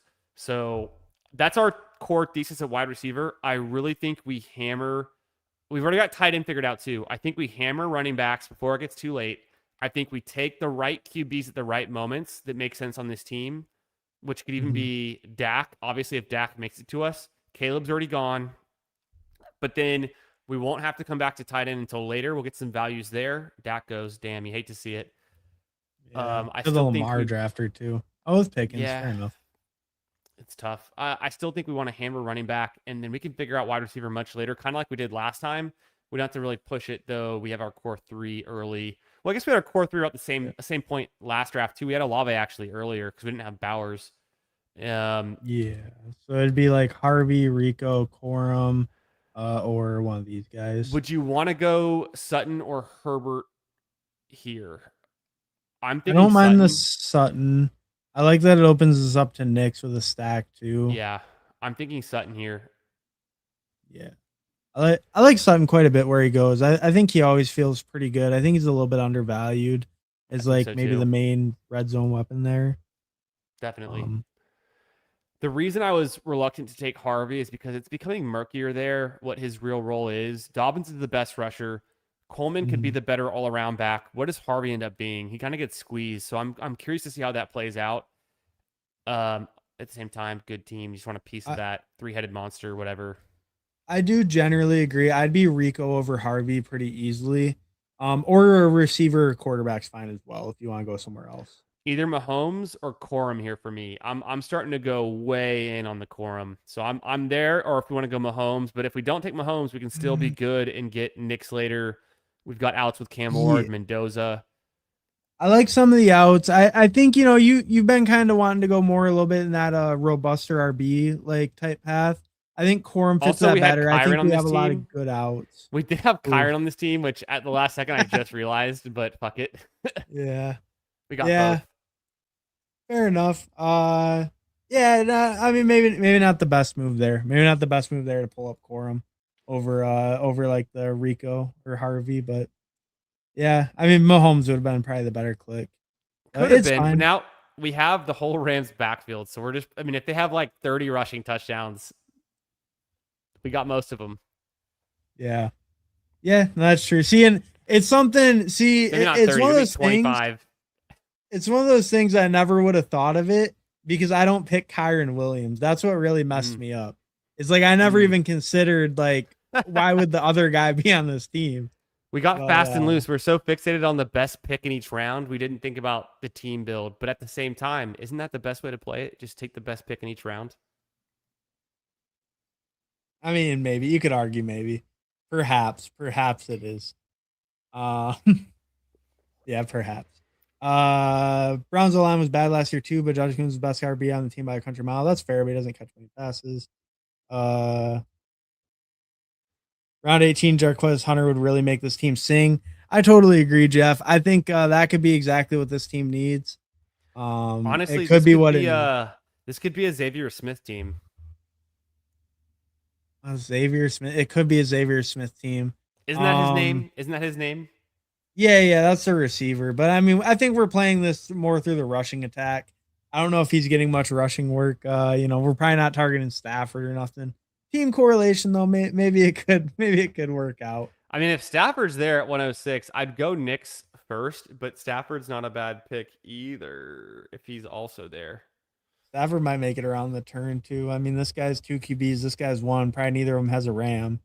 This So time, they I'd be also can't. tempted to go with either Rashad White if he was available for like the second pick. Pittman's fine. We already did Myers. We don't have to go Fannin, but I do like Fannin. Mason would be fine. Golden could also work. Golden Myers, yeah. I feel like receiver we're probably okay. I'd probably go away from there.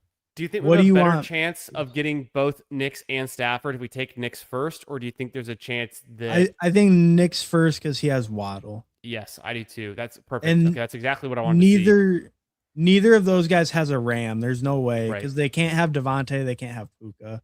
Right. We Devontae's have gotta the be- only Rams on this side of the board, so I don't mind going Knicks and Stafford here. and he's setting up Love.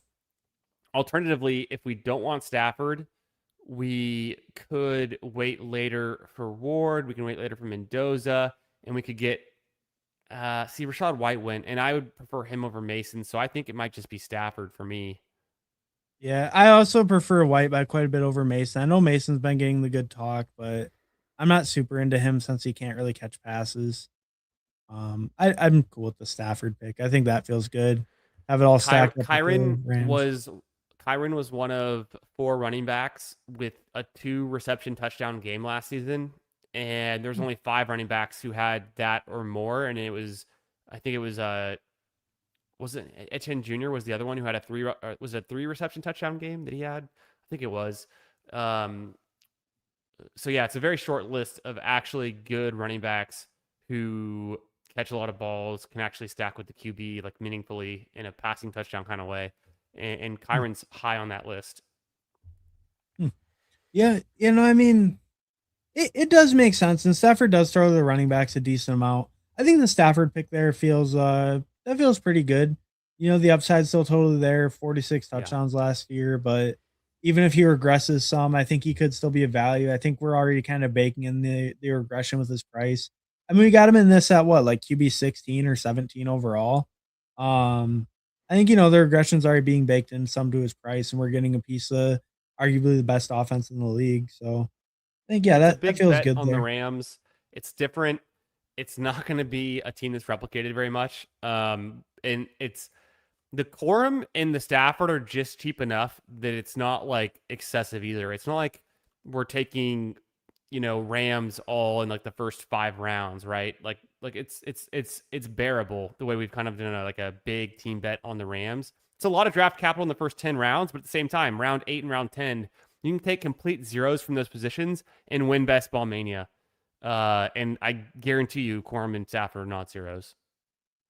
Oh yeah, definitely. Yeah, not. So we'll I mean, fine. yeah, it's probably okay. It's probably okay. We do have to think I think from a team construction standpoint, how do we cover this? Obviously, with a lot of week 11 buys. Could you review the team real quick just to give us a little refresh? Because now our second team in a row. We're sitting at a 2-3-4-1. Bo Nix, Matt Stafford, Kyron, Travis Etienne, Blake Corum, CD Lamb, Carnell Tate, Rome, Cortland Sutton, Bowers. So I mean, our only week 11s are the Rams, guys. We don't have any slightly deprioritize week 11 running backs just because we don't want to end up with 3 out of 5 or 3 out of 6. But I think we don't have to worry about it too much. Any running backs here we like, I think they're all gone, aren't they? They're all gone. We're going to push running back really far now. I'm pretty out on Chris Rod. I would go to the wide receivers here. I'm going to lean Diggs, my first favorite. Right. I like Diggs. What about QB? Anyone there? We just didn't know good. You up Cam Ward. Probably get him on the way back, right? Well, I think we should push him. Oh yeah, because we already have 2, so we probably can. If we don't, What the hell? Diggs. Kings gotta peep the seat, word to Caesar. Remind me to keep receipts, y'all shit weak. I ain't worried that bullshit leaked.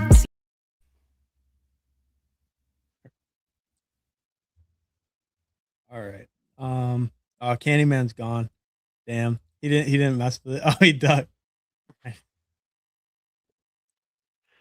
No, we had to hit it again. I mean, every time we pick Diggs, the clip just auto plays. Do you like my shirt? Yeah, the dog with the whiskey. Little beer drinking dog. Kind of my spirit animal. You were saying you might want to push Cam Ward? Yeah. Or what? Like, I don't know. We got to make it like worth it. I like Goddard. Let's hit the tight end tab. Let's just peep over there. Bowers is week 13, isn't he? Yes. So I like Goddard. I think he could be worth it. At the same time, Juwan Johnson goes later. Henry goes later. They also could be worth it. Hit the wide receivers. Let's just make sure we're not overlooking anyone there. It's to me, it's Omar Cooper. Throw in Omar Cooper. Let's do it. Jam. You want Omar? Oh yes. Oh yes. Oh yeah. Man, these Jet. How much Geno you got? You got 20% or something. These Jets rookies, you're all in, huh? I'm way in on the Jets rookies. I think they're gonna. I mean, I like Garrett Wilson too. I don't draft much Brees. I could draft some Brees. It doesn't get me excited as my RB1. I'd rather have him as my RB2. I'd probably have 12% Geno, and I don't want to be overexposed, but I think he's a fair value, and I don't really see him getting benched. So I like the pieces though. I'm completely out on AD Mitchell. Like, miss me with that. Like, there's no path for AD Mitchell. It is such a small sample size where he's been successful. He's literally one of the worst wide receivers in his entire draft class. He has the weakest profile for a year 3 breakout of anyone. It's literally on the same wavelength as Xavier Legette or Malik Washington. It's terrible, and he's 100% drafted. Omar Cooper and Sadiq, way better draft picks, even at cost, but just straight up than AD Mitchell. So like Cooper, I think is very impressive. I'm way in on Cooper. He's a first round draft pick. I mean, people forget, literally a first round draft pick. Yeah, there's so many ways for him to return value. I think Cooper's price is totally reasonable. I'm actually kind of with you there. Like, I'm not a big AD believer. I think his price is reasonable. I was just it was more just a back-to-back, the really pushing for Jets rookies.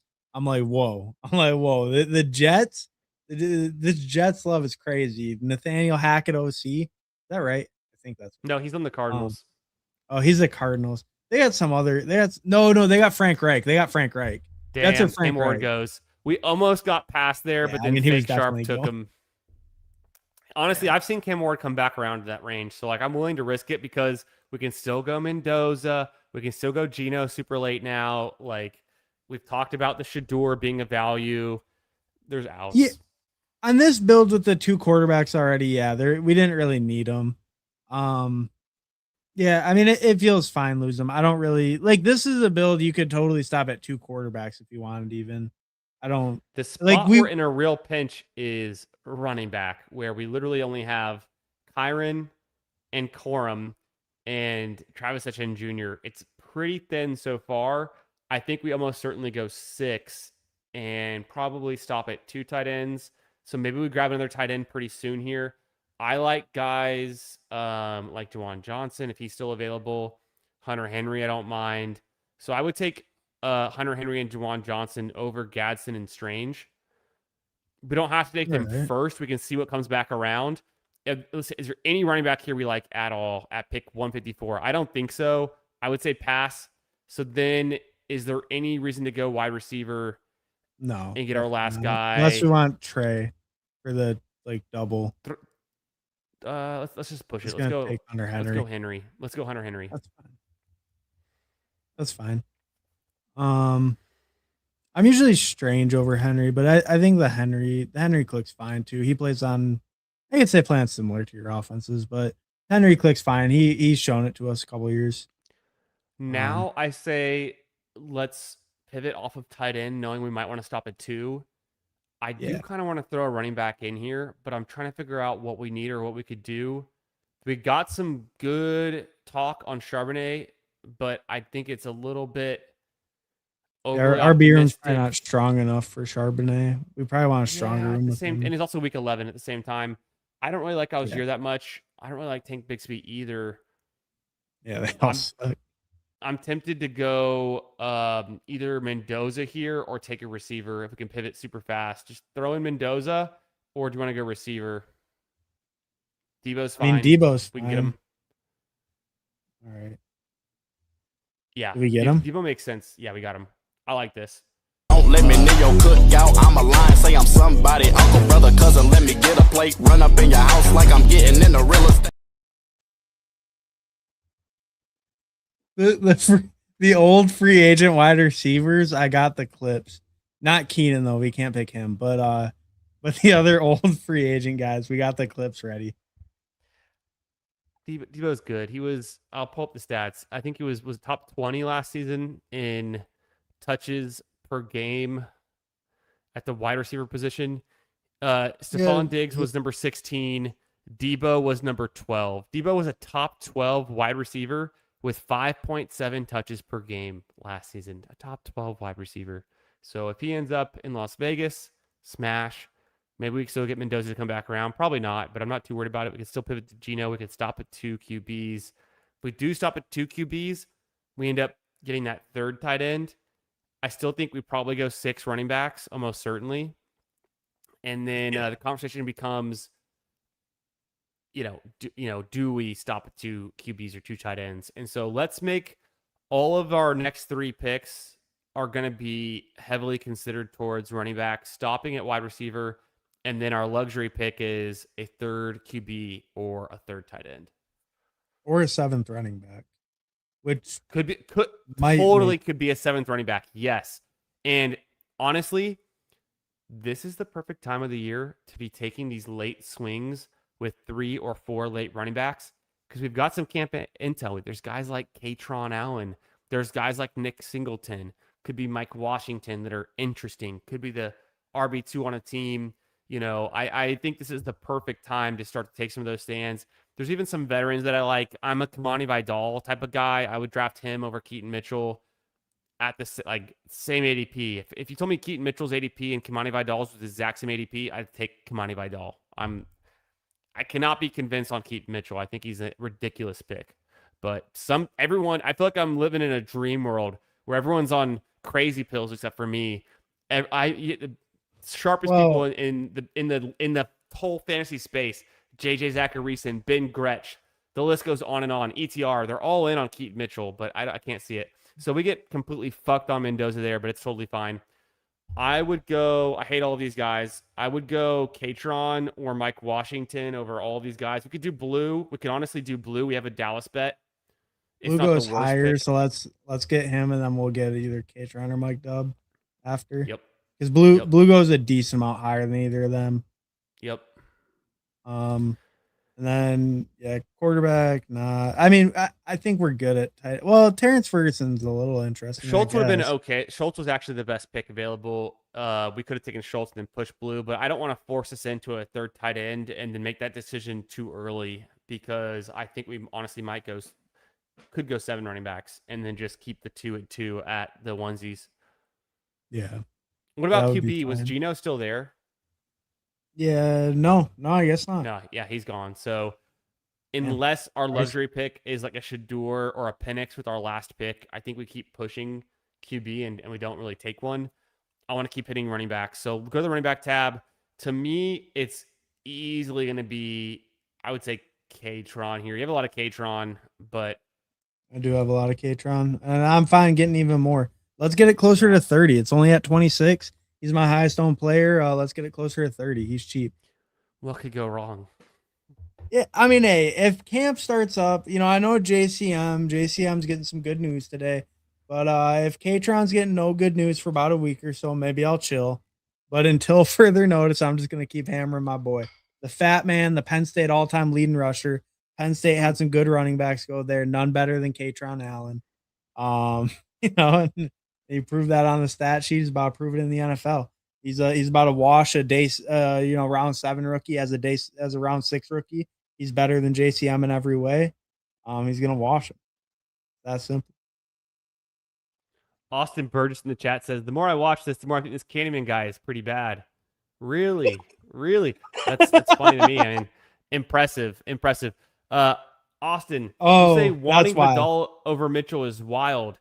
Did you know that last year in fantasy, what's his name? A fullback, he goes by the name of Kyle Juszczyk, scored more fantasy points than Keaton Mitchell in fantasy last year. So if Keaton Mitchell's the guy you want, go ahead, draft the most overdrafted player who gets drafted 100% of the time in every single draft, and I'll take leverage on the field and not draft him.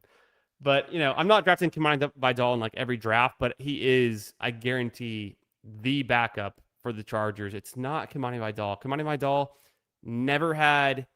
he's never done anything. He's never had any fantasy touches, like no touchdowns. He got injured. He's small, no pedigree, small school. Doesn't do anything. Like everyone's on crazy pills. The infatuation with Keaton Mitchell is insane. I mean, he only runs for 6 yards a carry, and the coach that calls the plays really want that's the thing I think with Keaton, the big argument, right? The historical context is not necessarily in his favor because he doesn't catch a ton of passes, but he is hyper efficient on that small workload. And the guy calling the plays is the guy who really wanted him, right? So it's like, I feel like that's where the big debate is like, okay, well, Vidal looked good. Well, okay, that's with Greg Roman, and Greg Roman, got fired. So it's like, it's fair, but the current OC who runs an insanely efficient offense really, really fucking wanted this guy for some reason. All right, fair. And everyone's so infatuated with Mike McDaniel. Everyone's so infatuated with Mike McDaniel. The guy just got fired from the Dolphins too. So, I mean, if he's so good, that's fair. Sean Tucker, Singleton. I don't take a lot of Sean Tucker, but I can see the vision on this team. Singleton. Yeah, sure. And he might have got fired from the Dolphins, but a lot of bad head coaches become good OCs. Case in point, Josh McDaniels, one of the worst head coaches in the league. Let him go to the Patriots, and he always cooks his OC. He always came back to the Patriots. Even Mac Jones, Pro Bowl rookie year, then fell off the face of the earth when Josh McDaniels left. So it's our last. I mean, that's flip to the QB. Queue up. Probably should do just and like Tua, but let's just consider it. Queue up. I mean, I don't think we go tight end, honestly. McNix has one. Stack partner, week 10 by Evan. It's Evan Ingram. We're not doing that. Well, I would go Parkinson over Ingram, but I would also go Parkinson over Ingram. I think Singleton here makes a lot of sense. We really need the running back shots on goal. And you want your boy? You can get him. I don't hate it. We have a lot of rookies. Kimani Vidal could be fun. Just get access to the Chargers offense. Either him or Justice Hill. Okay, well, I'm not going to be able to get Justice Hill in. We can see. What? Oh, mother. My bad. Limits. Roster limits. Yeah, limits. That's my bad. It's okay, though. It's okay because, honestly, we were talking about it like getting some QB help is not the worst. Yeah, it's not the worst. Damn. It's so funny. We took the Corum with the Kyron, and then we totally we're like, oh shit, and then we took Tua last pick. But I don't hate it. I mean, honestly, the last pick's a luxury pick. We made the whole case. It's like, and look at the running back room. We're betting on our Kyron and our Etchen Jr. We've got Corum, a strong bet there. All these other guys are just fill-in pieces. So at the end of the day, former Tua was like a former in the running for MVP quarterback, right? The limits happen. Yeah. I mean, former NFL passing yards leader. Passing yards leader, yeah. And also, exactly. Yeah, I think he was like QB9 as the passing yards leader, which isn't all that promising, but it's not terrible either. The rushing might be a little low, but he could chuck it a little bit. But let's catch up a little bit. Then we can look at this team. A. Mitchell for Prez. The wanted posters. I'll take Omarion and Profit. Yeah, Omarion's the best bet for sure. We're so bored in July. LOL, arguing Keaton versus Vidal. I mean, hey, but it's a valuable role. Could be valuable. Chargers might smash 25 plus rushing touchdowns this year. Definitely could. Just trying to help you in 2 million with Turbo Nuke Evan Ingram. And I think you were trying to Turbo Nuke this lineup, Nick. I don't think it was a Turbo Nuke to hit. What's up, guys? Hey, what's up, Jamie? Thanks for stopping by, bro. What up, Jamie? Rams are going to be top 3 in rushing. Nothing wrong with that at all. 3.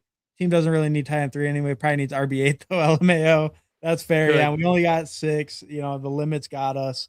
Unfortunate. I'll definitely have to fix that post stream. Still never get used to Candyman without the sunglasses. Yeah, I mean, hey, he became a fixture, a true icon with the sunglasses.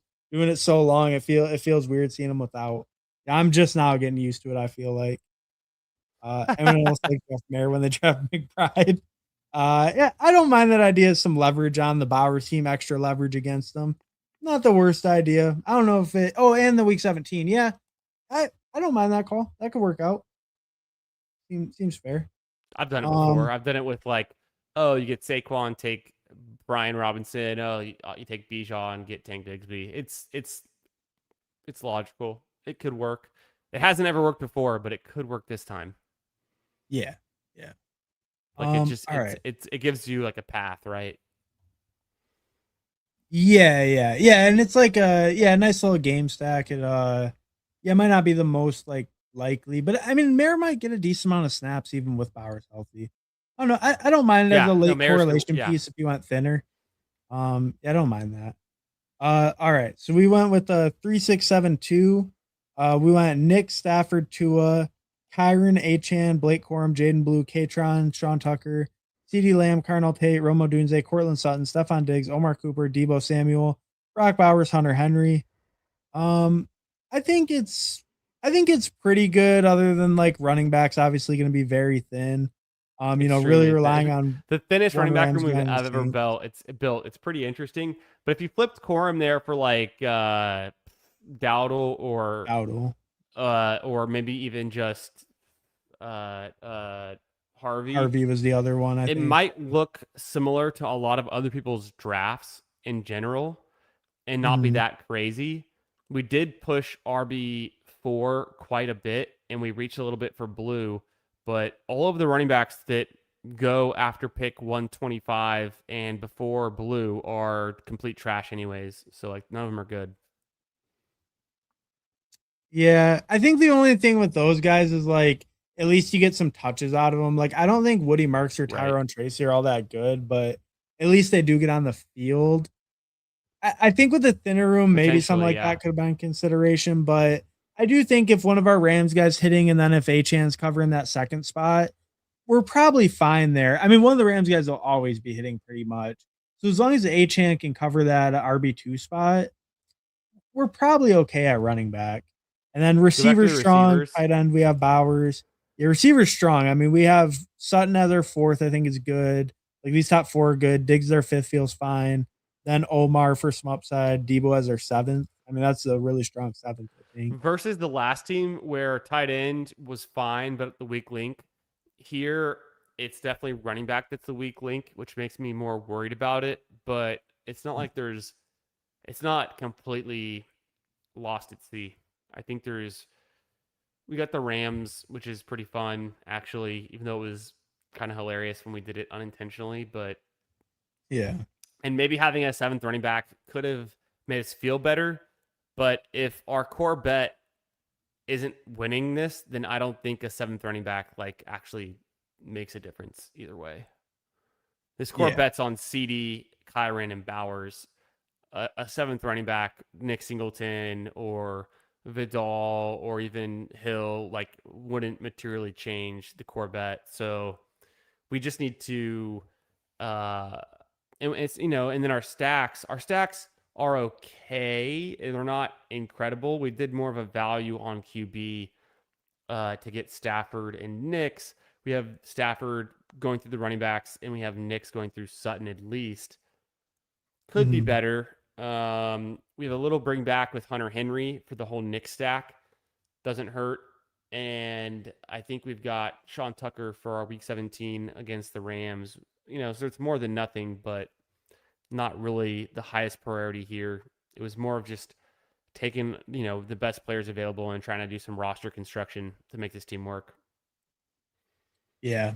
Yeah, I agree. And I mean, I think it came out all right. 3 strong rooms. If that running back room can hit a little bit, then I think we definitely have some interesting pieces there. So yeah, I don't know. I think it feels pretty good overall. I think it feels pretty good. No, don't lie to me, Hartman. You don't like this team. Yeah, I mean, I don't love I hate Kyron, so like having him as RB1. But like it's okay. It's not my favorite running backs, I guess, to be a little thinner with. Like if Travis Achan was Cam Scattaboo, I would probably actually be saying, oh no, this might be the one that ships it. but with it being Travis Achan instead of Cam Scatabo, it feels bad. Yeah. But no, I'm just kidding. It like I think the other three rooms legitimately do feel really good. Obviously, any room with Bowers feels good. I think this can work. You know, the Rams guy can hit, and then Travis Achan can hit. It's really mostly on his shoulders. I mean, a Rams guy is going to hit every week. Like their offense is too good, unless Stafford goes down. But it's really just all up to Travis Achan. You know, at the end of the year, Scatabo has 100 more points than him, which he, most likely will. Then we'll be looking back, feeling some pain. But if Achan subverts my expectations, goes crazy, then we'll probably be feeling pretty good. I said it before. Anytime we draft elite tight end or even like Bowers, it's gonna be like, oh, what's missing? This team doesn't look good. But if Bowers is the guy you need, then most teams are gonna look like they're missing something that have him, right? And so we're missing that. We almost took Derrick Henry. We almost took Ken Walker again. If we didn't have Bowers, if instead it was another Kincaid, and we did have a Derrick Henry or a Kenneth Walker ahead of Kyron Williams, and we still got Kyron, it would look a lot different. I mean, imagine if it was Derrick Henry, Kyron, Etchen, Corum, Blue, Katron, and then like done, right? That's a whole different view of what that team would be. Okay, but we took Bowers instead, so we're sacrificing that top end RB on the idea that the Bowers path is what you need. So any team that has Bowers is not going to have any of those round 2 running backs. Yeah. I mean, definitely. Yeah. I don't. Yeah. No. They For might sure. have a round 1 running back. I mean, but even then, that's only going to be very extremely rarely Gibbs or Bijan, and most of the time it's McCaffrey or JT. I think our bigger problem here is the gap between 3 and 4. I think For adding sure. on receivers 6 and 7, like, because I think that was kind of the spot where like I was thinking maybe more running back, and then it's like maybe like I think any of these three guys were probably a better pick there than Omar as wide receiver 6, and No it way. feels a lot better at running back.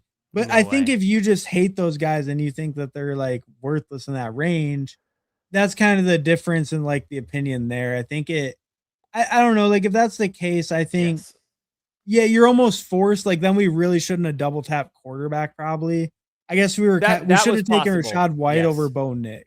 Yeah, If we that weren't gonna take any of these guys, which I'm usually more open to, right. I think then we should have pushed for White over Nix.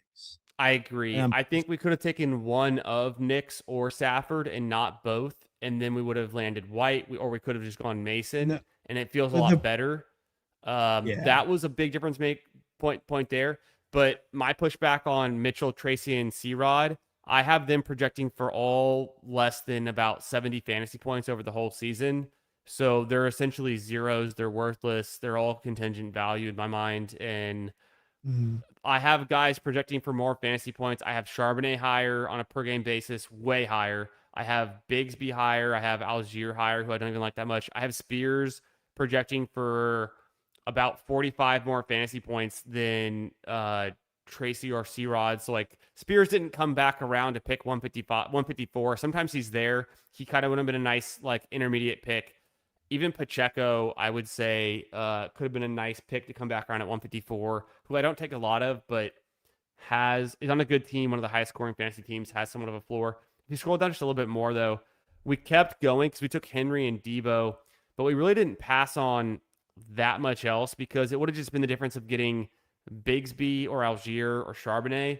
Yes, they would have had more projectable volume than Blue most weeks, but it's not enough projectable volume in a standalone role to like really make a huge difference. Even if they're hitting your flex, it's pretty lowly. And I feel like we're covering the flex with wide receiver most weeks just based on the guys we took in those middle rounds and going for like the breakout guys like a Omar Cooper. So and then Bowers is going to consistently be in our spot. We got Diggs, who we're both pretty high on. So I think Yeah. to me, when it comes to running back, I'm just very binary on if you don't get a running back before the cliff in round 10, I push it all the way to the last rounds because I don't think there's a material difference between the running backs that go in round 12 and the running backs that go in round 18. Yeah, I mean, I think there's some floor differences, but I Sure. don't I don't totally disagree. I don't know. I think like a Tajay Spears and Algier too. I think they get touches that like I don't know, like a Bigsby, maybe Jaden Blue can, but like none of these guys will. Like Ray Davis isn't seeing the field really if James Cook is healthy, probably. That's more like Ty Johnson. I mean, he's more of a specific one. I kind of get what you're saying. Like, how usable will they really be in best ball? How often do they hit your lineup?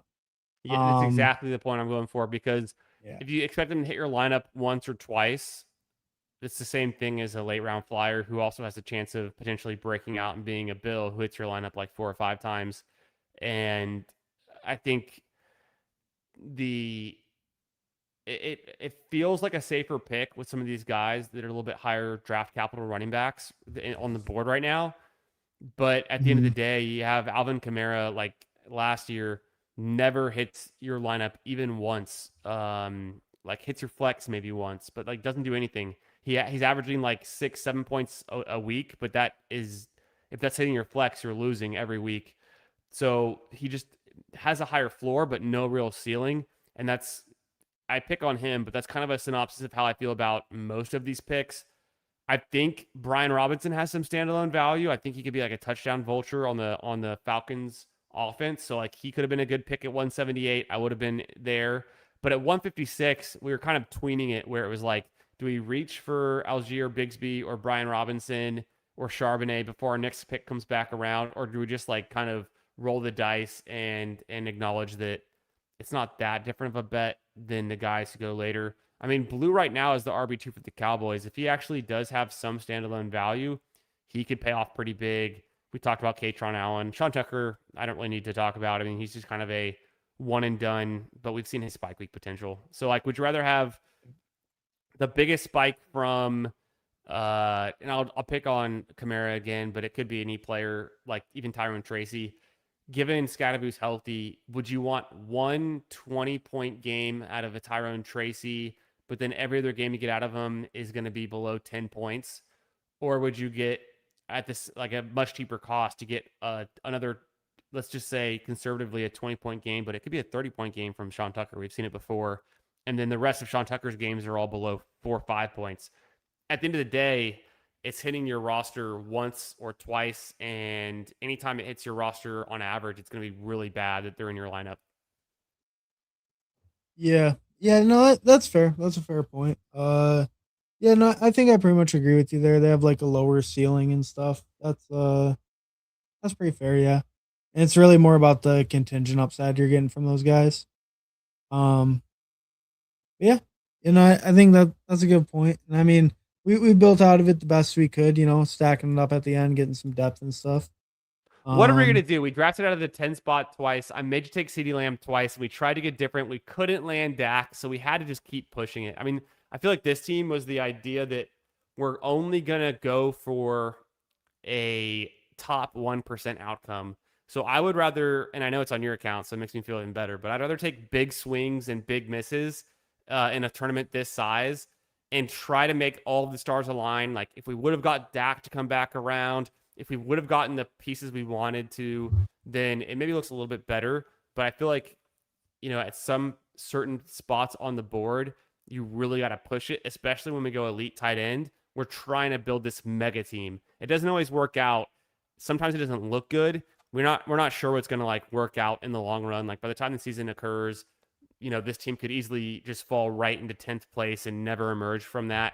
But if Brock Bowers is the guy you need, if we can get it there, who knows? So there's always the thought of like what could get you there. Obviously, this team doesn't look incredible, but we tried to make it work, taking CD and then, continuing to push pieces. I think what you talked about there with our QB decisions was kind of like the critical inflection point of this draft where maybe we should have taken that fourth running back and then just pushed QB and felt more comfortable about it.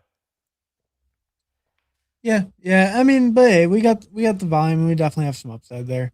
But hey, I want to say shout out, Fantasy Football Garage Candyman for coming out drafting. Always appreciate it. Always a good time. Always a good time. We build pretty good teams right regularly. And and hey, and sometimes We usually build sometimes pretty good teams. we usually build pretty good teams. Don't be confused this time. But I will say, a lot of times it's the teams that feel a little bit less comfortable when you draft them that actually do well. A lot of times the shippers that you draft don't end up shipping shit. So Hey, that's let me ask you this: the last time you and I drafted Brock Bowers together on an FFPC, what went wrong there? It was totally a good idea, right? The theory was there, and then that reminds me, when are we getting this next FFPC Big Gorilla in? You thinking we wait a few more weeks, or have you thought about it? Gosh, I mean, I don't know. Is there any time like in particular you were thinking? I mean, maybe the next like week or two. Yeah, I'd be down the next week or two. Let's see what makes sense on our calendars. As long as I think the first one we do, and I don't know how many we're gonna do, at least one. I'd love to do at least one, but as long as it's before the August 27th, I'm pretty open to fitting it in. And I think it might make sense to wait another week or 10 days just to get more and more camp info.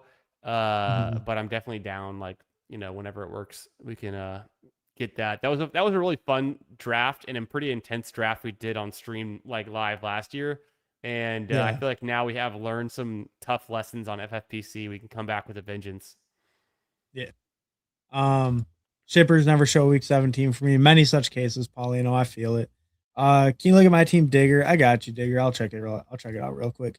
3573, Jaden, Trevor Lawrence, Kyler. Great QB room, super strong there. Omarion, Kyle Monaghan, Rashad White, Woody, Emmett Johnson. I think that's fine. You got your hero. You got three guys kind of in that mid range. All should be getting touches, all getting work. I think that's okay. I like the Rashad and Kyle Monaghan guy 2 and 3. I think that's fine. Not crazy, but it's probably fine. Jefferson, Waddle, Terry, BTJ, Trey Tucker, Malik Washington, Darnell Mooney, Chig, Strange, Gunnar Helm. I think that's also fine. Good top 4. Wait a long time for the fifth receiver. I think it's probably okay with these top 4. You could maybe argue it's a little thinner if anything happens to one of them, but you can probably you can definitely get by with these 4. Really strong up there. And then tight ends pretty good. Probably just a receiver. You definitely don't want any of these guys getting hurt, but they can probably get you through. Running back's also okay. Maybe put a little bit too much capital at quarterback for my liking personally.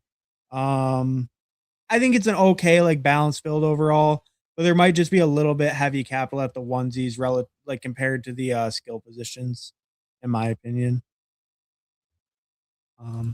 Yeah, but decent team. We'll love a review on Team 5. I got you real quick. Then we out 3672, Malik Willis, Gino, Jacoby. It's a little bit rough. I would not feel comfortable with that personally. It's intriguing though. It's like intriguing. Let's see how he builds out the depth everywhere else. Because I see McCaffrey and Achane, and I'm very interested. Yeah, so it should be good everywhere else. So nice. McCaffrey, Achane, Swift, Tajay, Tank, Braylon Allen. So 3 strong ones up top. Really like those 3. Definitely should hit your flex every week as long as they're all healthy, not on bye. And then I like the last 3 you got too. I like Tajay as kind of one of those like contingent guys who also is getting some work and then just big contingent swings after him. So Braylon getting a little bit down on the coach speak lately, but I would argue here this is a 4 RB build. You don't need Bigsby or Braylon Allen on this team. Maybe 1, definitely not Tajay? 2. Yeah. 4 with Tajay. So Christian McCaffrey never leaves your lineup. He doesn't miss your lineup a single week. Achane literally doesn't miss your lineup a single week. Now you have DeAndre Swift in your flex. And Tajay is going to hit your lineup like maybe twice. Tank Bigsby and Braylon Allen will literally never hit your lineup on this team. I'm curious to see because I know the QBs were so late. You don't think if Saquon went down, you don't think Tank could hit the lineup? If Saquon goes down, you're asking Tank to outscore Swift, Achane, or McCaffrey. Even with Saquon going down, like Tank is not Saquon, and I would take McCaffrey and Achane. I mean, obviously McCaffrey over Saquon. Achane's in the same tier for me. It's not that different. We draft Achane or we draft Saquon ahead of him, but so no, Tank would never hit your lineup over McCaffrey or Achane. You would hope at least. I mean, they maybe 1 week, but like Not much. Even then, compared to Swift, I would start to be skeptical that he would consistently score over Swift. But It's I not like really about there is so then the thesis is don't take Spears or Braylon and make Brigsby your fourth and be done with it. yeah. I That's mean, how maybe I'm building a lot of like if I've got McCaffrey Achane start and I tack on a Swift, like you don't need anything in your RB4. Like you just need one contingent play or one guy with standalone value. So I'm just being hypercritical just to constructively. Like I would stop with at least 5 at the most on this one, but even I could do yeah. plenty of team builds with 4. Yeah, I could see 5. Yeah, I mean, maybe it's just a comfort thing for me to not feel comfortable with So 4. look at Like this. You got one your of them's RB bad, but I You got guess your yeah, I get your point. RB 4, 5, and 6 picks 49. But when does your first QB go off the board? Pick What? 140 140? and then 173 and then 188. So it's like how often? I mean, I think actually Geno and Brissett are smart ways to play this, but we'll have to look at the receivers and tight ends because you're just giving up in other positions that should be hitting your lineup more often by potentially taking those running backs that are like never going to hit your lineup because the draft capital at running back is already so good up top. Yeah. And then he has Garrett Wilson, Mackay, Quentin Johnson, Jordan Addison, Worthy, KC, Higgins, Trey McBride, Mayer. So maybe it could have went at tight end. He did do the Arizona LV thing, kind of It's not interesting there. bad. Maybe could have went I at think- receiver, but I think my argument there is you're going to get more usable weeks either in your flex or just in general if you took a tight end in the 140s and 150s rather than those running backs. And then you didn't take a single wide receiver after pick 125. So you kind of started with the double anchor running back and then you just hit wide receiver really hard. And you obviously got McBride as well. Getting Garrett Wilson in the 4th round is kind of a nice save on this team. Is that 7 wide receivers? That is a good way to do it, though, to keep hammering the wide receivers in the middle to make it work because you were so far behind from the start going 2 running backs and tight end. I'm trying to think, though, like. yeah, I mean, got 7 by Higgins. So, I mean, that's Probably what I do is pretty hard. I think one of Addison or Worthy is not needed on this team, and you take a QB there instead of pushing it all the way to where you did at 140. And not every team has to look like this. This is one building your portfolio. But if this was like your only best ball team, in hindsight is 2020. But like I would say one of Addison or Worthy should be a QB, and then draft one less running back and get a better tight end in the 150s instead of waiting on Mayer. And this team would just be more balanced. Because right now you're kind of threading more of a thin needle by pushing your QB draft capital so late, pushing your tight end so late, and then stacking up or adding on a lot of running backs that like really don't add much to this team. Yeah. Yeah. That's fair. Yeah. Yeah. And especially with like Mayer, only guy behind McBride. And yeah. Yeah. I definitely agree there. Could have put some of that at QB, maybe some of it at a better second tight end. But, it's hard to do though at the moment because like obviously you're just trying to make the best picks you can and like figure out where the team goes. So like in our team, we were trying to see like we would have loved to get Dak there. And then yeah, we took Bowers and then we kind of got into a build that maybe we were less familiar with digging out of, which was kind of funny because I feel like the whole point of that second team we drafted was to do another Lamb team, but try to get different. And I was very fixated on getting Dak there. So when he didn't come back around, I was kind of like, okay, now what do we do? But at least we had that big bet on the Broncos and the Rams. 2 good teams. I feel like you don't. I guess the Dak thing's kind of 50-50. I feel like you get them less often than you do, though. I feel like so. I don't know. Thought maybe more. I don't pick let's Lamb. Let's say you have 8% Lamb. I know you're not going to probably get there, but if you had 8% Lamb and you won 50 max Best Ball Mania, how many Lamb teams do you get? If you were 10% Lamb, you'd have 15 teams. So if you're 8%, you're going to have like let's just say it's 13 like teams. 12. Yeah, 12, 13 teams. So if you have 12 or 13 teams, how many of those 12 or 13 teams do you want stacked with Dak versus not stacked? Half or more than half? Probably all 12 if he's there in the 7th. as many as you could get, and let's say you can only get him, you're It's not going like to pass chasing on him. Burrow. Yeah. You're It's not like going to chasing pass Burrow. on How him. often are you passing?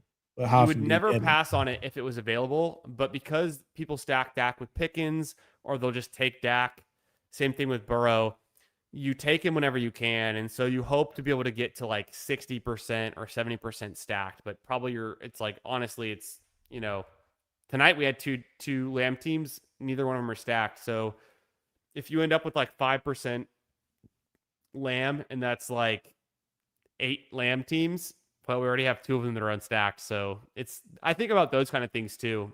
And sometimes it's hard to pull off, but you know, you could also say, okay, well, this is my Lamb team where, it's not stacked. And so we made a bigger bets on QBs that go a little bit cheaper than that, which could make sense. Or the hard part is you take a stand and you go with like Lamar Jackson on a CeeDee Lamb team. You might still get Dak, or it might make sense to pass on Dak. And then so you're not really giving yourself the chance to be able to stack him. Where what we did was we tried to get Dak, we didn't get him, and we pushed for like later QBs on both situations.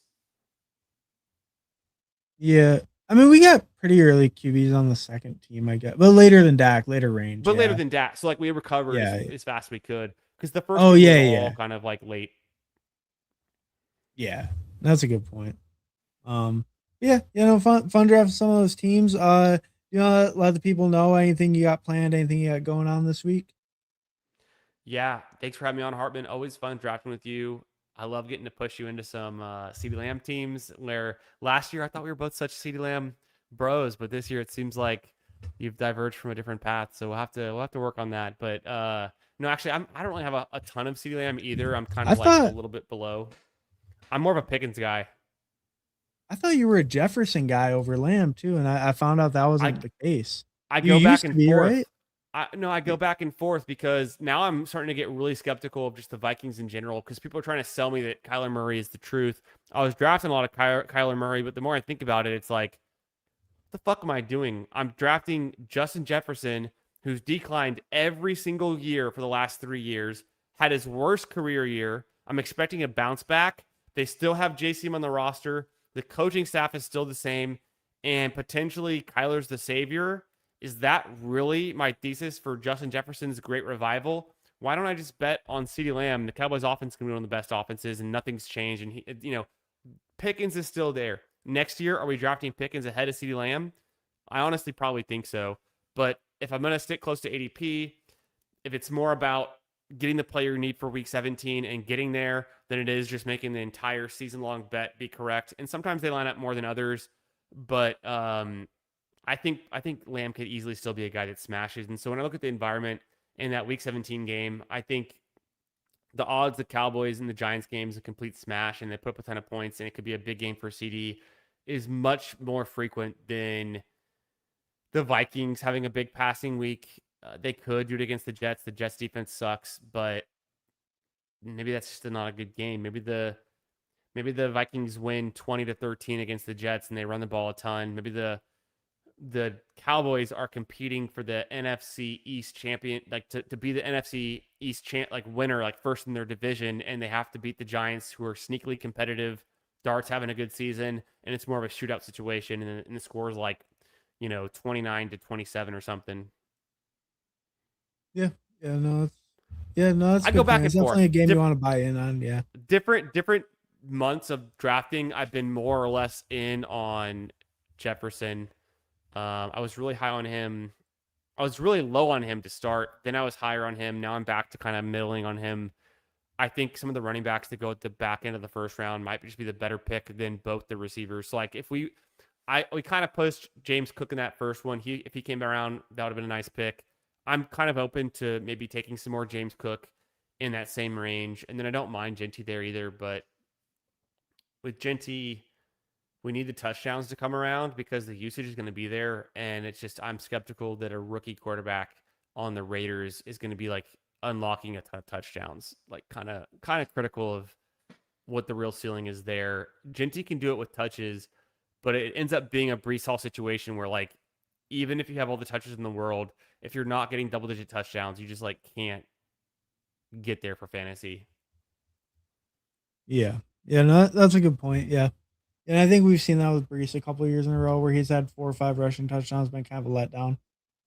Yeah. But yeah, man, all super right. fun. Thanks for having me on. I know we talk a ton. We'll definitely do some more drafts soon. And I'm going live tomorrow night on my channel. I'm going live Thursday night with Bike from Mike's Money Picks, and then Friday night I'm driving downtown to go hang out with the ship chasing meetup guys, and then we got ship chasing meetup drafts on Saturday, and then a party on Sunday, and so it's gonna be a fun weekend. And yeah, man, training camp's here. We're about to get into fantasy season, and it's only up from here. So thanks for having me on again. Always a pleasure drafting with you, Hartman, and we'll do it again real soon, brother. Hey, thanks for coming on. Always a good time drafting with the Candyman. But I'm sure we'll be back at it again sometime soon. But hey, thanks everyone for stopping by, drafting with us, chatting.